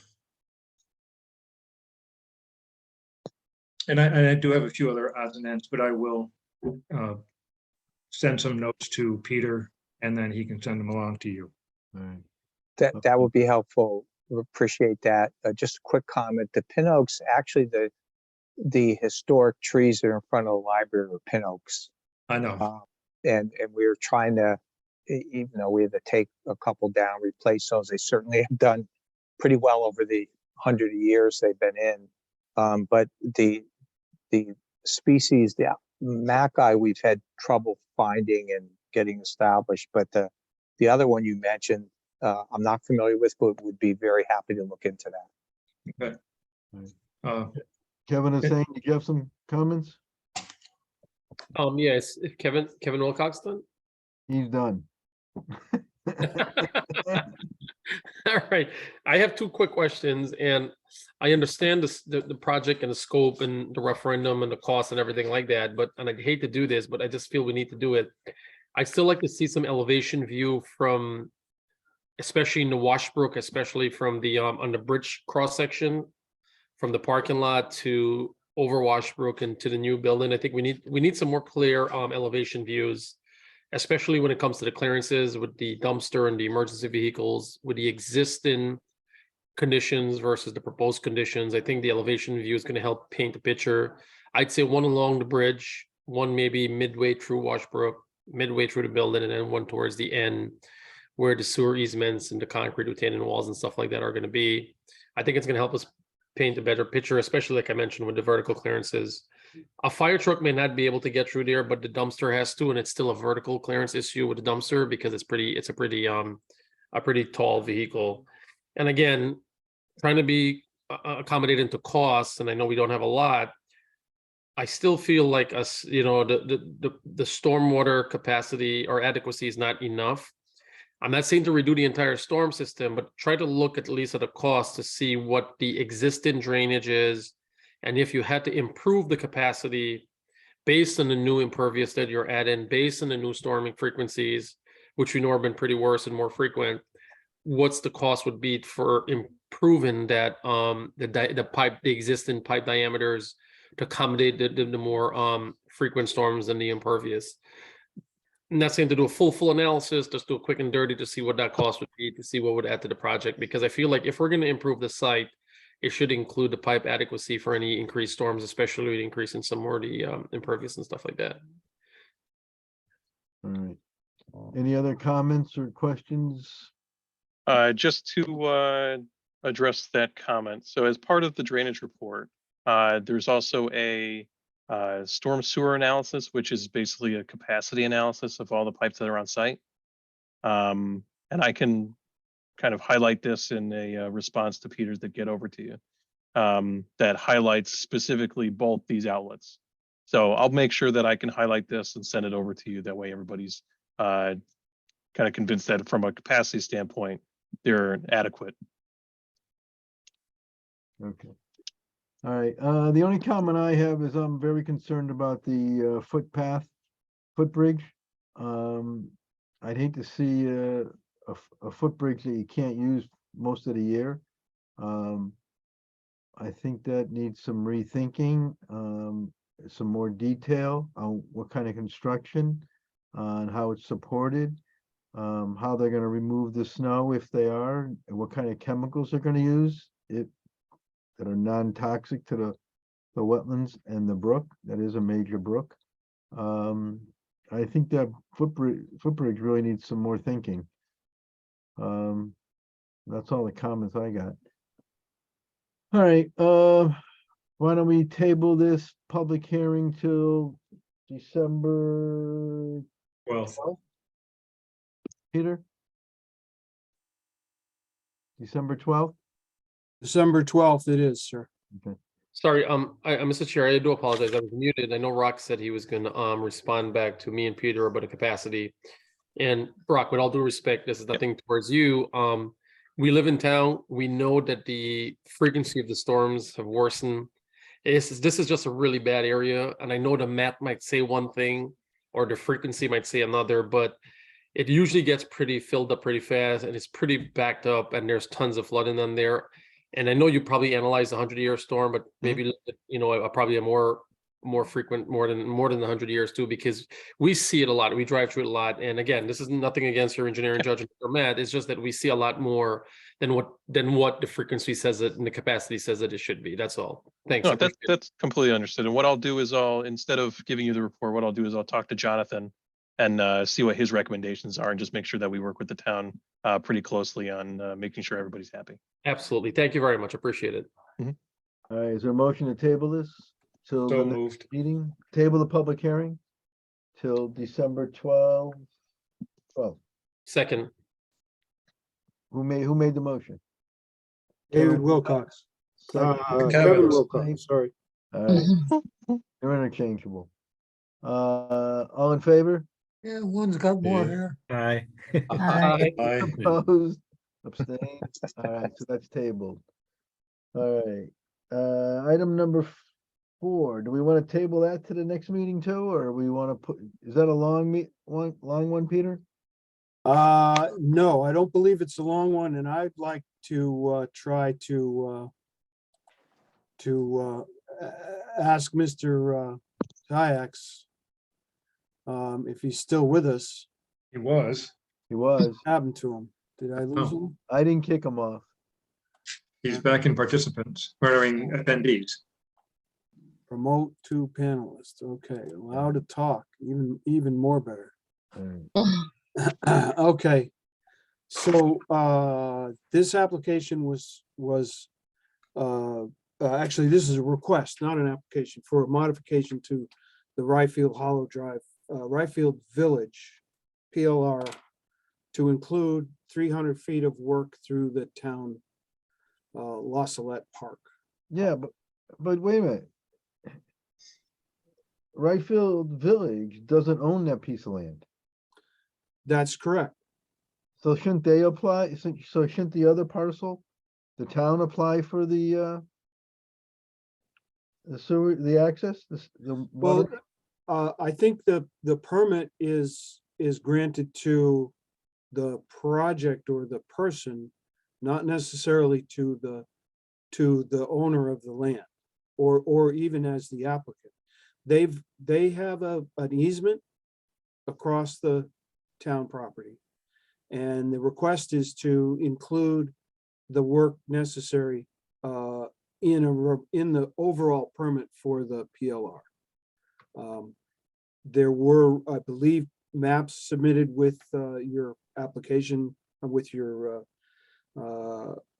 agenda package that show they're proposing, I think it's 300 feet of a water main and 300 feet or so of an emergency access, which will be not open for public for public access, but it will be for emergency access only.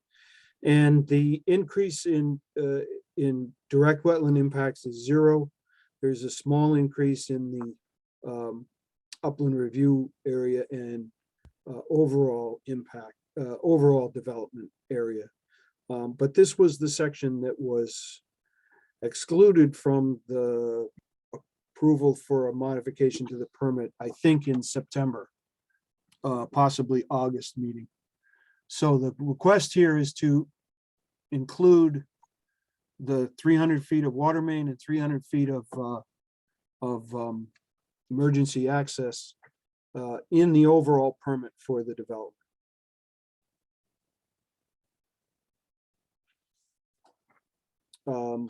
I don't know if David, you want to include or add anything to that? Well, wait a minute. On a procedural matter, I'm having a hard time accepting this. I don't know. David, you have any input on this? Well, Mr. Chairman, No, David Liupa. oh, I'm not sure that I'm fully grasping what the concern is. So it's not owned by the applicant, Right. but the owner has given permission for the application. Is that correct? I haven't seen anything. the town council granted the authorization and the easement to allow us to do it. It took us almost 2 years to get the town council to do that. Yeah. So, It then went to DEP to ask them if they had any concerns, because some DEP money was spent or donated as a grant to purchase La Salette Park many years ago. So they still have skin in the game, and they reviewed it and they granted their approval as well. So, the only reason we're going to do this is for the right field PLR project. The town has no expense or anything involved in this. So typically the applicant would have to have an authorization letter from the owner of the property in order to submit a permit application.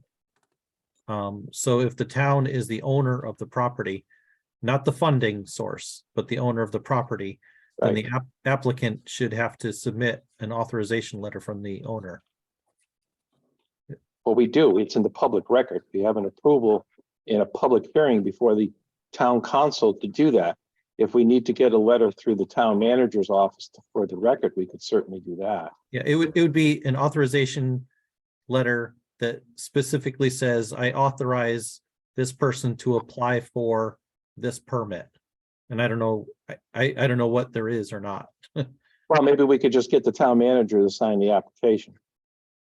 Now, remember, this doesn't require an application. That's right. It's not an application. True. This is a request for a modification. I would, I don't know. It's like 11 o'clock and you know, we're trying to find a solution. All I can say is that's what the record is right now. But if you're looking for some form of clarification, I would assume it would come from the town manager's office. We could possibly do that for the next meeting if you want that in the record. Let me ask you something, David Ziyak. Who's Yes. your client? Who's your client? My client is the applicant and the owners of Ryfield Village. Okay, they do not own that right away, correct? No, but they have an easement from the town to do that. Just like they have They permission to work in the town right of way for the road as well. You know, that's for the same road, kind but of- not for the water line. No, I'm saying if they were working within any other town property, like for instance, a town right of way, you know, that's allowed for them to do that. If this is just, the town land is a public piece of property. Town council is the overseers of that property. They issued an easement for us to do that, Yeah, an easement to do what? to do the fire lane and the water main. And that's the way the easement reads? The easement is going to be deeded. There is no easement necessary for the fire lane. The fire lane is for the municipal fire department. Okay, is there an easement? Does it say for a water main? Yes. And I will file that easement once I have all the town approvals. But yes, the easement is in favor of the easement is in favor of the MDC. It's a public utility easement for a water main. The easement is not in favor of Ryfield. Yeah, The easement is in Yeah, favor. my concern is that we're granting a permit for somebody that has no rights to have the permit. Well, so this is a permit modification, correct?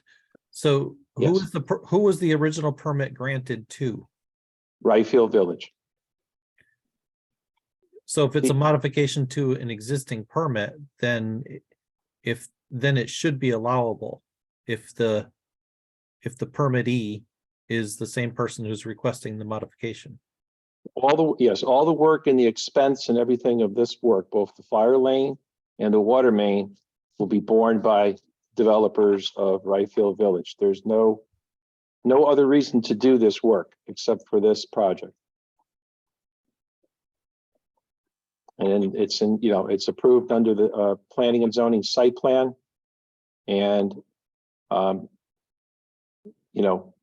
this commission approved all the work associated on the land owned by Ryfield and said, please come back with final details for the water main installation and the Yeah, but fire lane. they don't own the land. But we have the rights to the easement. We don't want to own the land.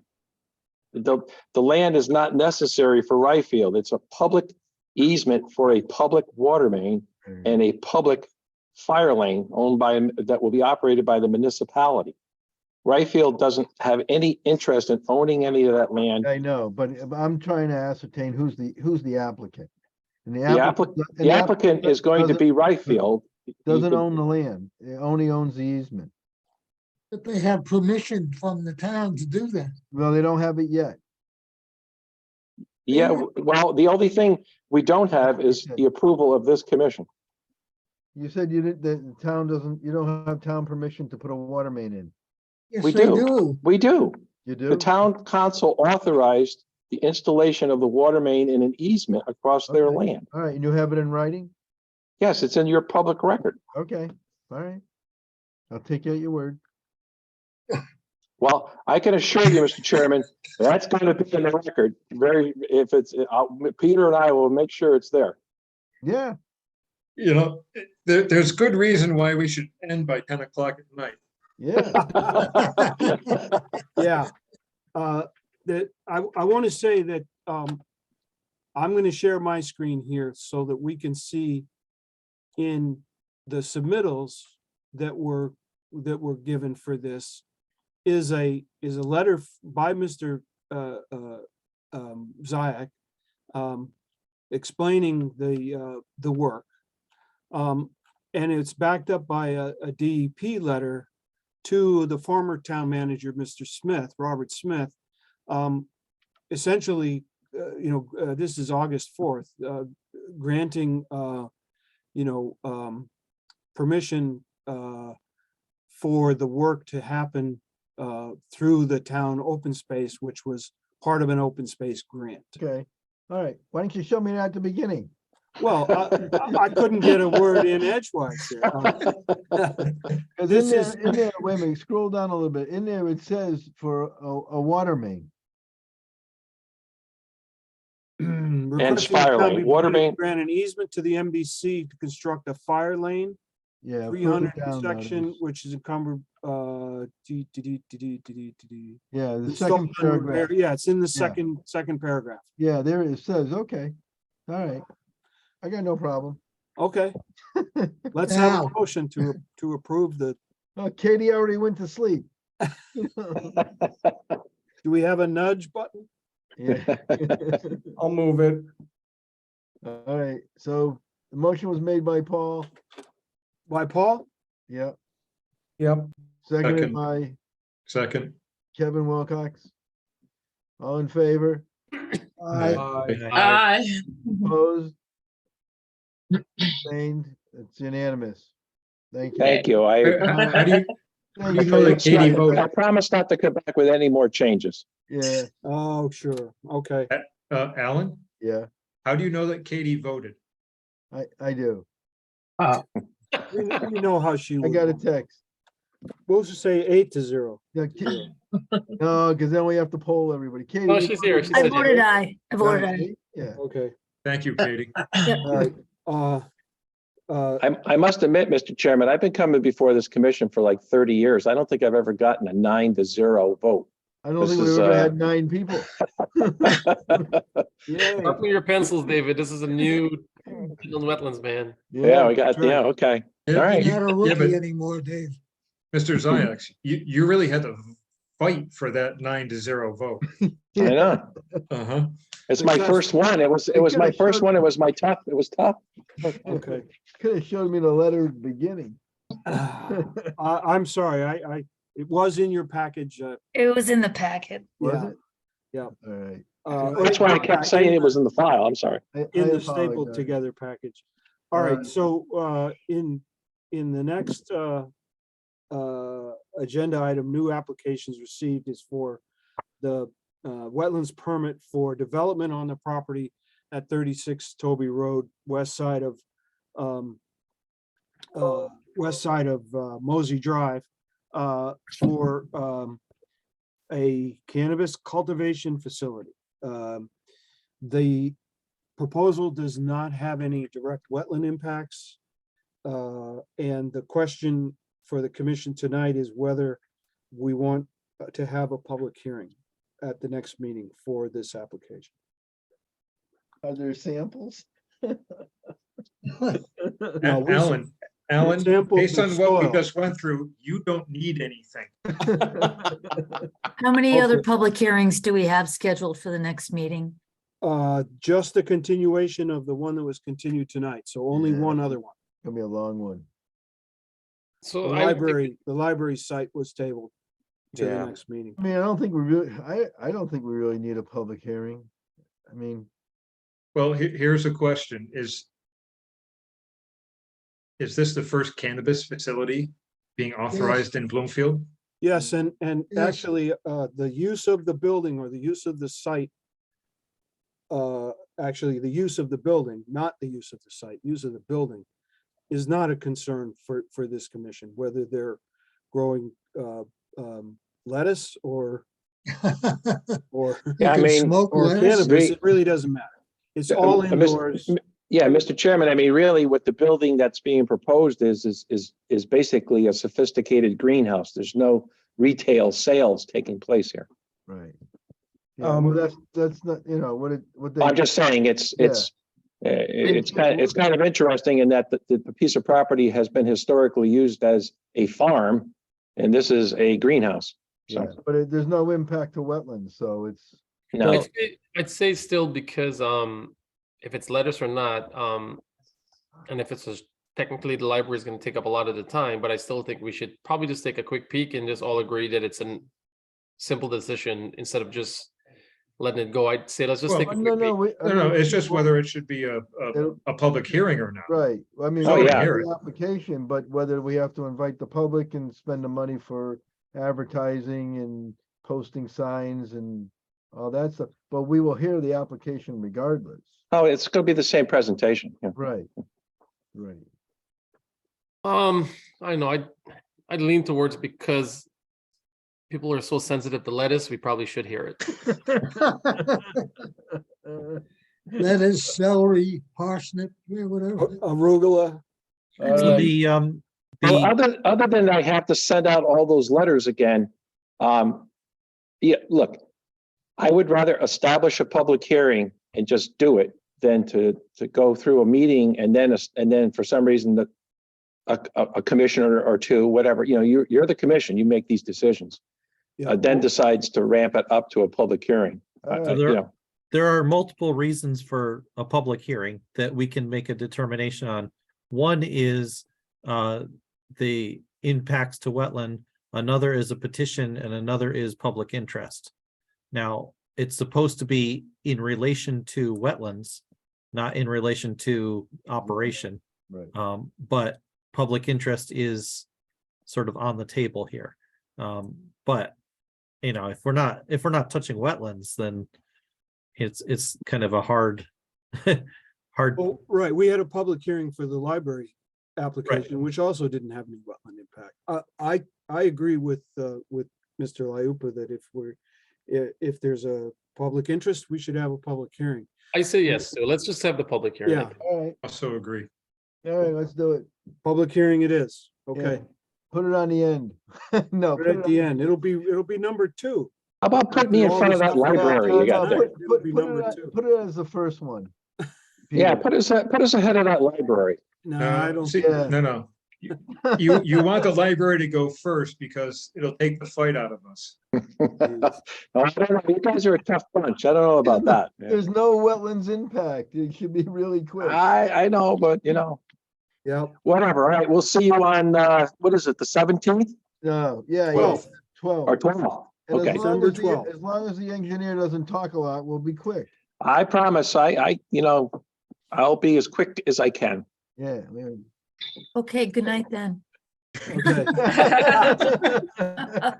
All right, so we'll have All a right, so public hearing for public that hearing. application.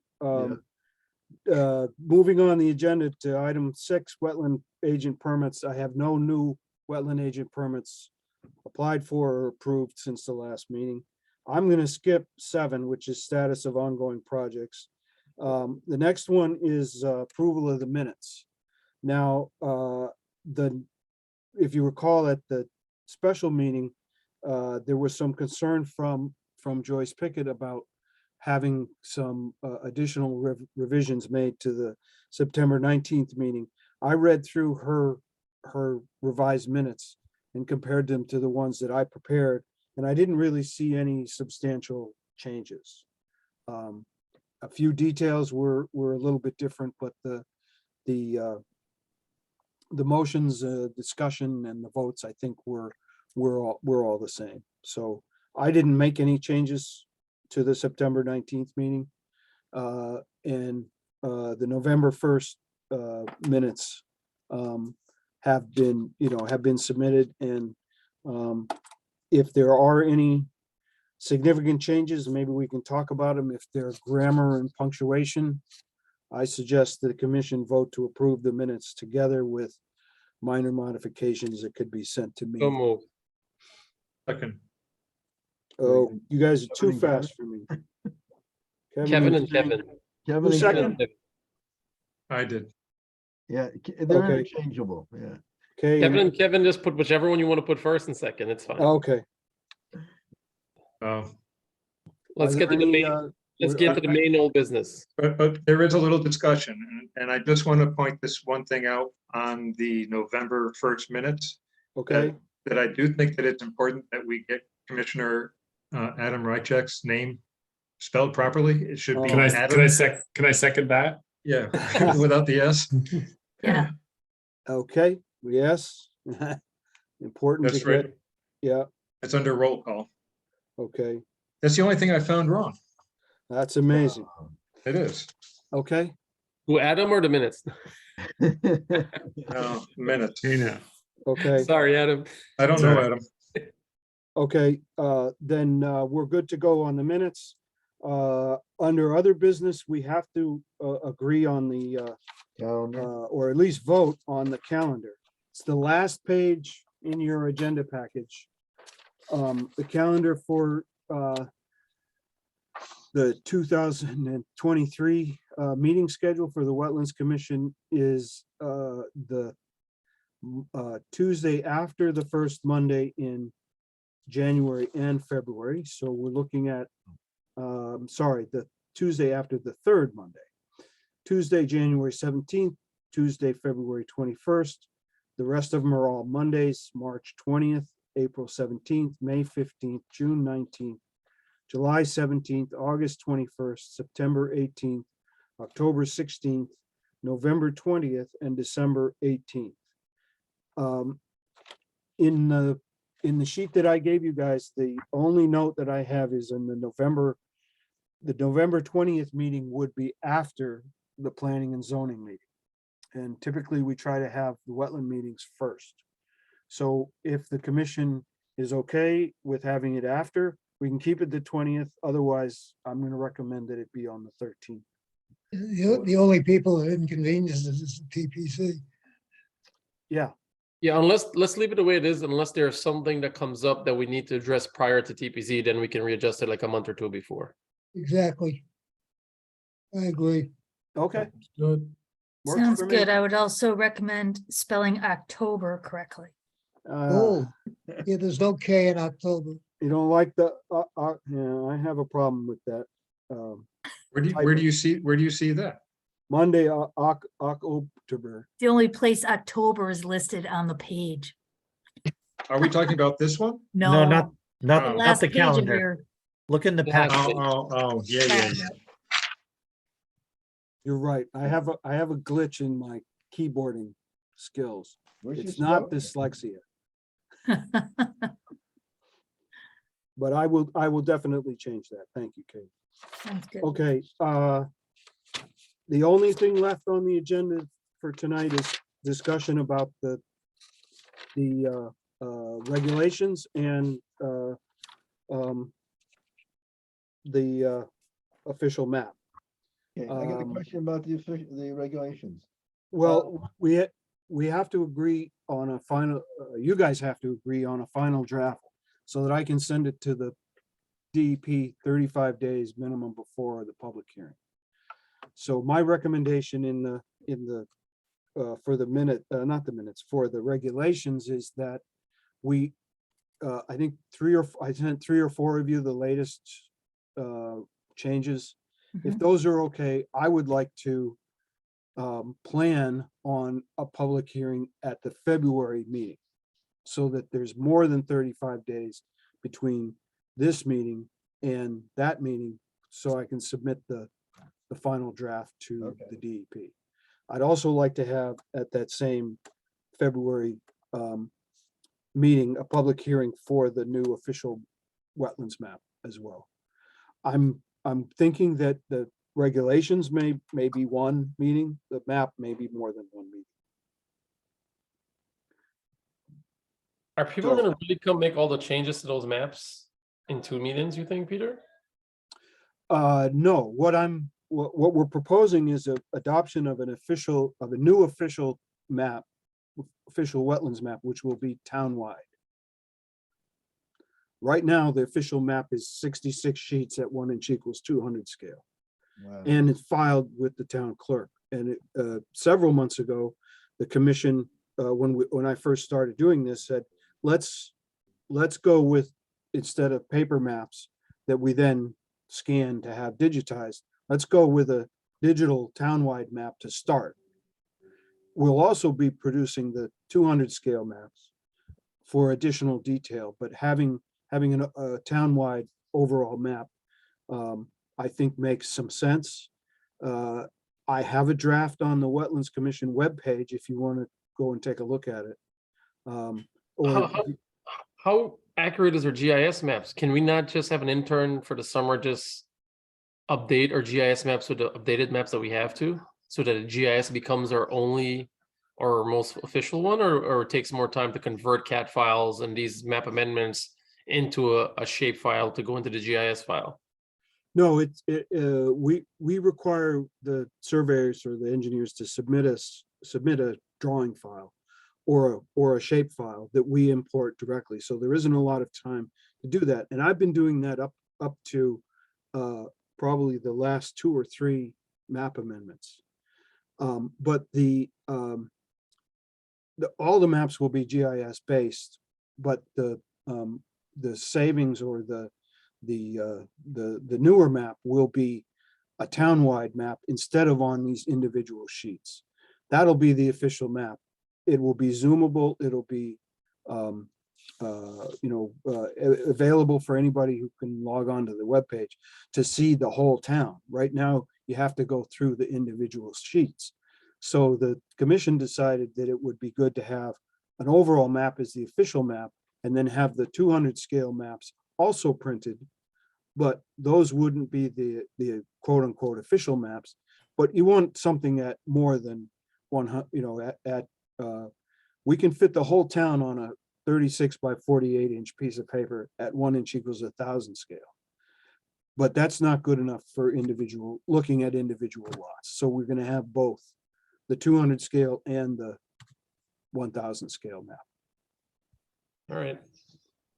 So everybody okay with doing that on the February? Just out of curiosity, just for 21st meeting? a note on procedure. Are we going to have those as the first items on February? As opposed to taking on some other permit request Uh, or application? no, because I think we have to go with the regulations and the map that are in effect when the applications come in are the ones that you have to go by. So after the new map and the new regulations are adopted, any new applications coming in would be under the new map, the new regulation. No, I'm sorry. Maybe I didn't say it properly. So when it comes to the ordering of the meeting in February, will the first item of business be the wetlands Regulations and. maps. regulations and map It's change? just a time management thing you're getting at, right, Kevin? Yeah, as opposed to, say, if we have a new permit application, where's the scheduling work? Does Well, we hear think- Wait, I think, Let me just add something. According to FOI, as long as it's not a special meeting like the last meeting we had, we Right. change the agenda when we get there. no, but I think we have to keep it to the end, because if we do have a map amendment, it would be based on the old map, not the new map. So if we No. approve the new map, It's map not amendment official can be until done? No, you approves. have them first and make them effective at the end of the meeting. okay, Mhm. Yeah. all right, I like that. But Deep Then you has have to, no approve- problems. Peter, Deep has to approve it before it's official, right? The DEP gets to review the application, the regulations, not the map. Okay. Two separate But things. still, you can't have someone, you No, Yeah. but can't change them before you hear them, so. No, Right. no. It's not a question, of whether an applicant would be then changing the map. No. No, it's a question of, will we consider this old business as opposed to new business? No, Right. take So it, that take it. the first thing we hear will be going over the regulation change. Exactly. Yes. Before we collapse from the 11 o'clock blues. Yeah. Right. Right. So like we've been going over all of these different changes at the end of our meeting, and it would be nice to be able to get this out of the way, so to speak, get it done before we have to listen to whatever application may be. I'm fine with that, Kevin, providing that we added they'll be effective at the end of the meeting in the event that we did have any wetlands amendments coming up after. I'd be happy with that. Well, I think anything from this point on that might be, say, like a wetlands boundary change or amendment won't affect the map as it is right now. Those changes will have to be added in a later time. Right. Future revision. Right. Right, but I think it's also important to keep in mind that the regulations in the map that are in effect when the application is submitted are the ones they have to go by, Right. ones we all have to Absolutely. go by. Right. So Right. if we have it, I'll put these public hearings on at the beginning of the agenda so that we can get through them and effective at the end of the meeting, so that if we have applications that come in under the old map and the old regulations, that's what we'll go by. Right. For that meeting. That seems to me the best way to do it. Because I agree, we don't want to end up at 11 o'clock going over, then or which or that in the regulations. We want to do that in the beginning of the meeting. Did we approve the calendar? Yes, We didn't vote on it. We didn't vote on it. we didn't vote on it. No. Actually, we We gotta vote on it. we also had a motion and a second on the minutes, but we never voted on those either. On the minutes? Yeah. All right. That's Oh, right, you're because I right. would have. I'm sorry, I'm moving you ahead. There was a All right. motion made by All in Kevin favor, and say seconded aye. by Kevin on the minutes. We Right. need a vote on the minutes. You're a Let's tough do that. crowd. Huh? All in This is a favor? tough crowd. Aye. Aye. Mr. Who Chair, said that? I'm saying, Mr. Chair, all in favor? Chairman, I Okay. abstain from the vote. Wait, you gotta finish. Okay. Abstain, who abstained? Nays? So it's unanimous. No, I abstain. No, Barry's abstaining. He was absent. All right, too late. Okay, with the calendar, is there a motion to accept the calendar as presented? I so move. Made by Barry, seconded by Nadine. Second. All in favor, say aye. Aye. Aye. Opposed? Abstain, okay, it's unanimous. Oh, okay. We need to vote on the What? the map amendment and the regulations, or no, Peter? No, if you No, guys are okay no, with me scheduling those public hearings for February 2023, I will do that. Yeah, Yeah, I'll just send putting you, them on earlier in the agenda. Oh, First- yeah, they'll first be item. number 1 and 2. yeah, I'll send you some comments, Peter, on the regulations, just minor. Yeah, I had a couple too, and Yeah. they're really just Okay. grammatical.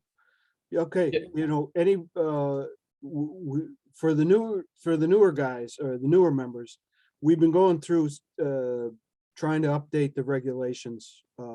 They really haven't changed too much, based on changes to the State Wetlands Act. There haven't been a lot of changes involved with that, but there's been some issues that have come up, some clarifications and some other things that we want to get, I think, into the regulations to make them better.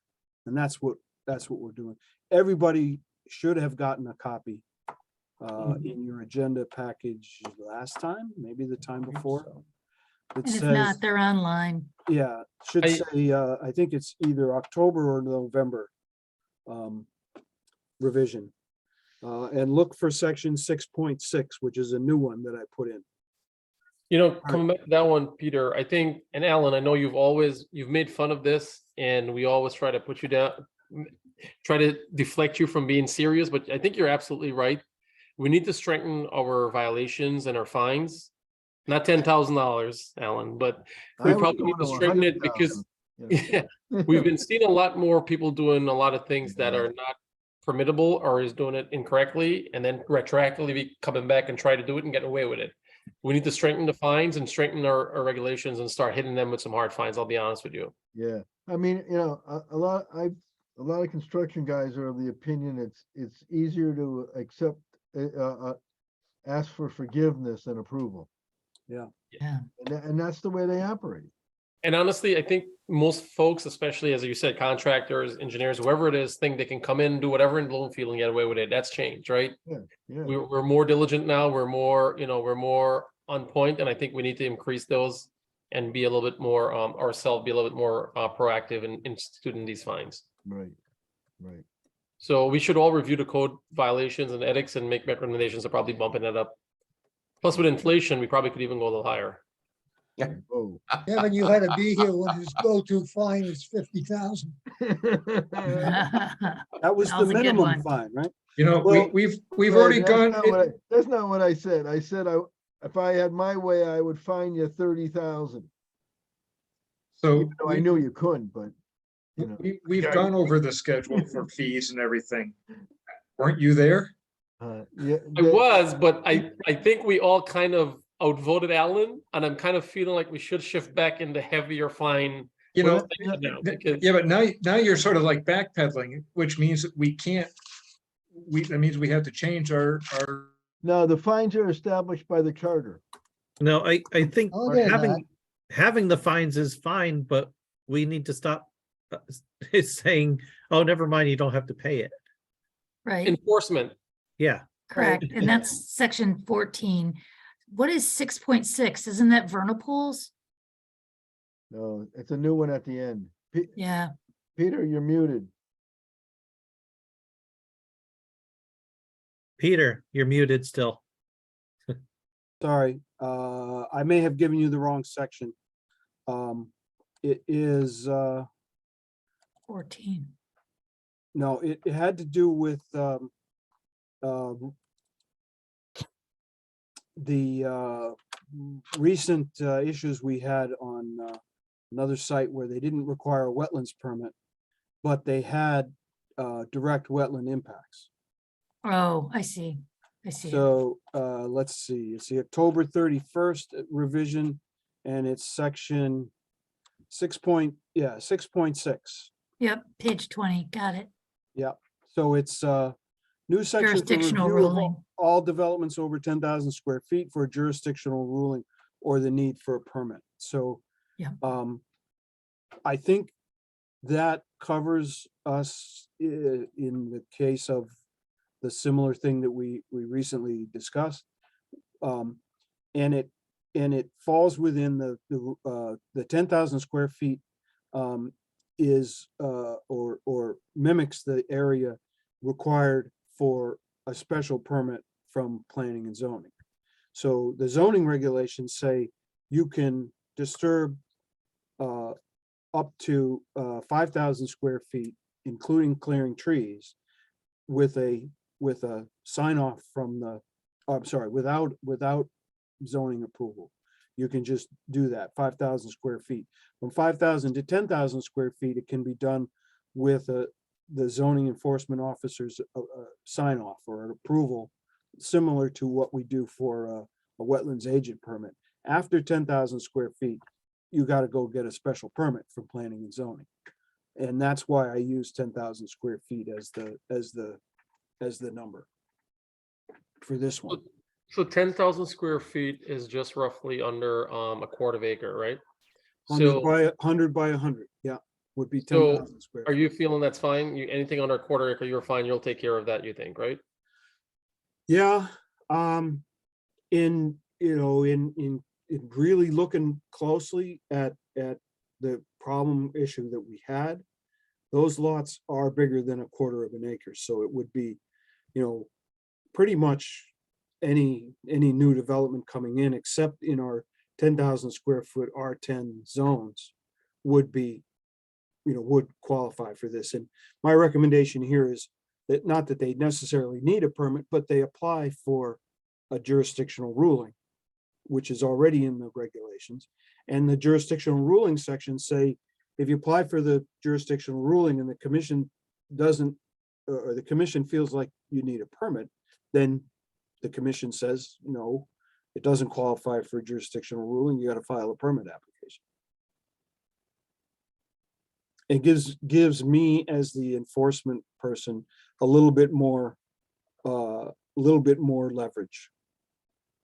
But it also covers the specific issue that we've had, mentioned previously. Is that helpful? Awesome. Sure. Okay. All right, is there a motion to adjourn? So moved. All in favor? Second. All in favor? Opposed? Aye. Abstained? Unanimous. Aye. Aye. Okay. Here, how do we shut this thing off? I want to ask everybody something.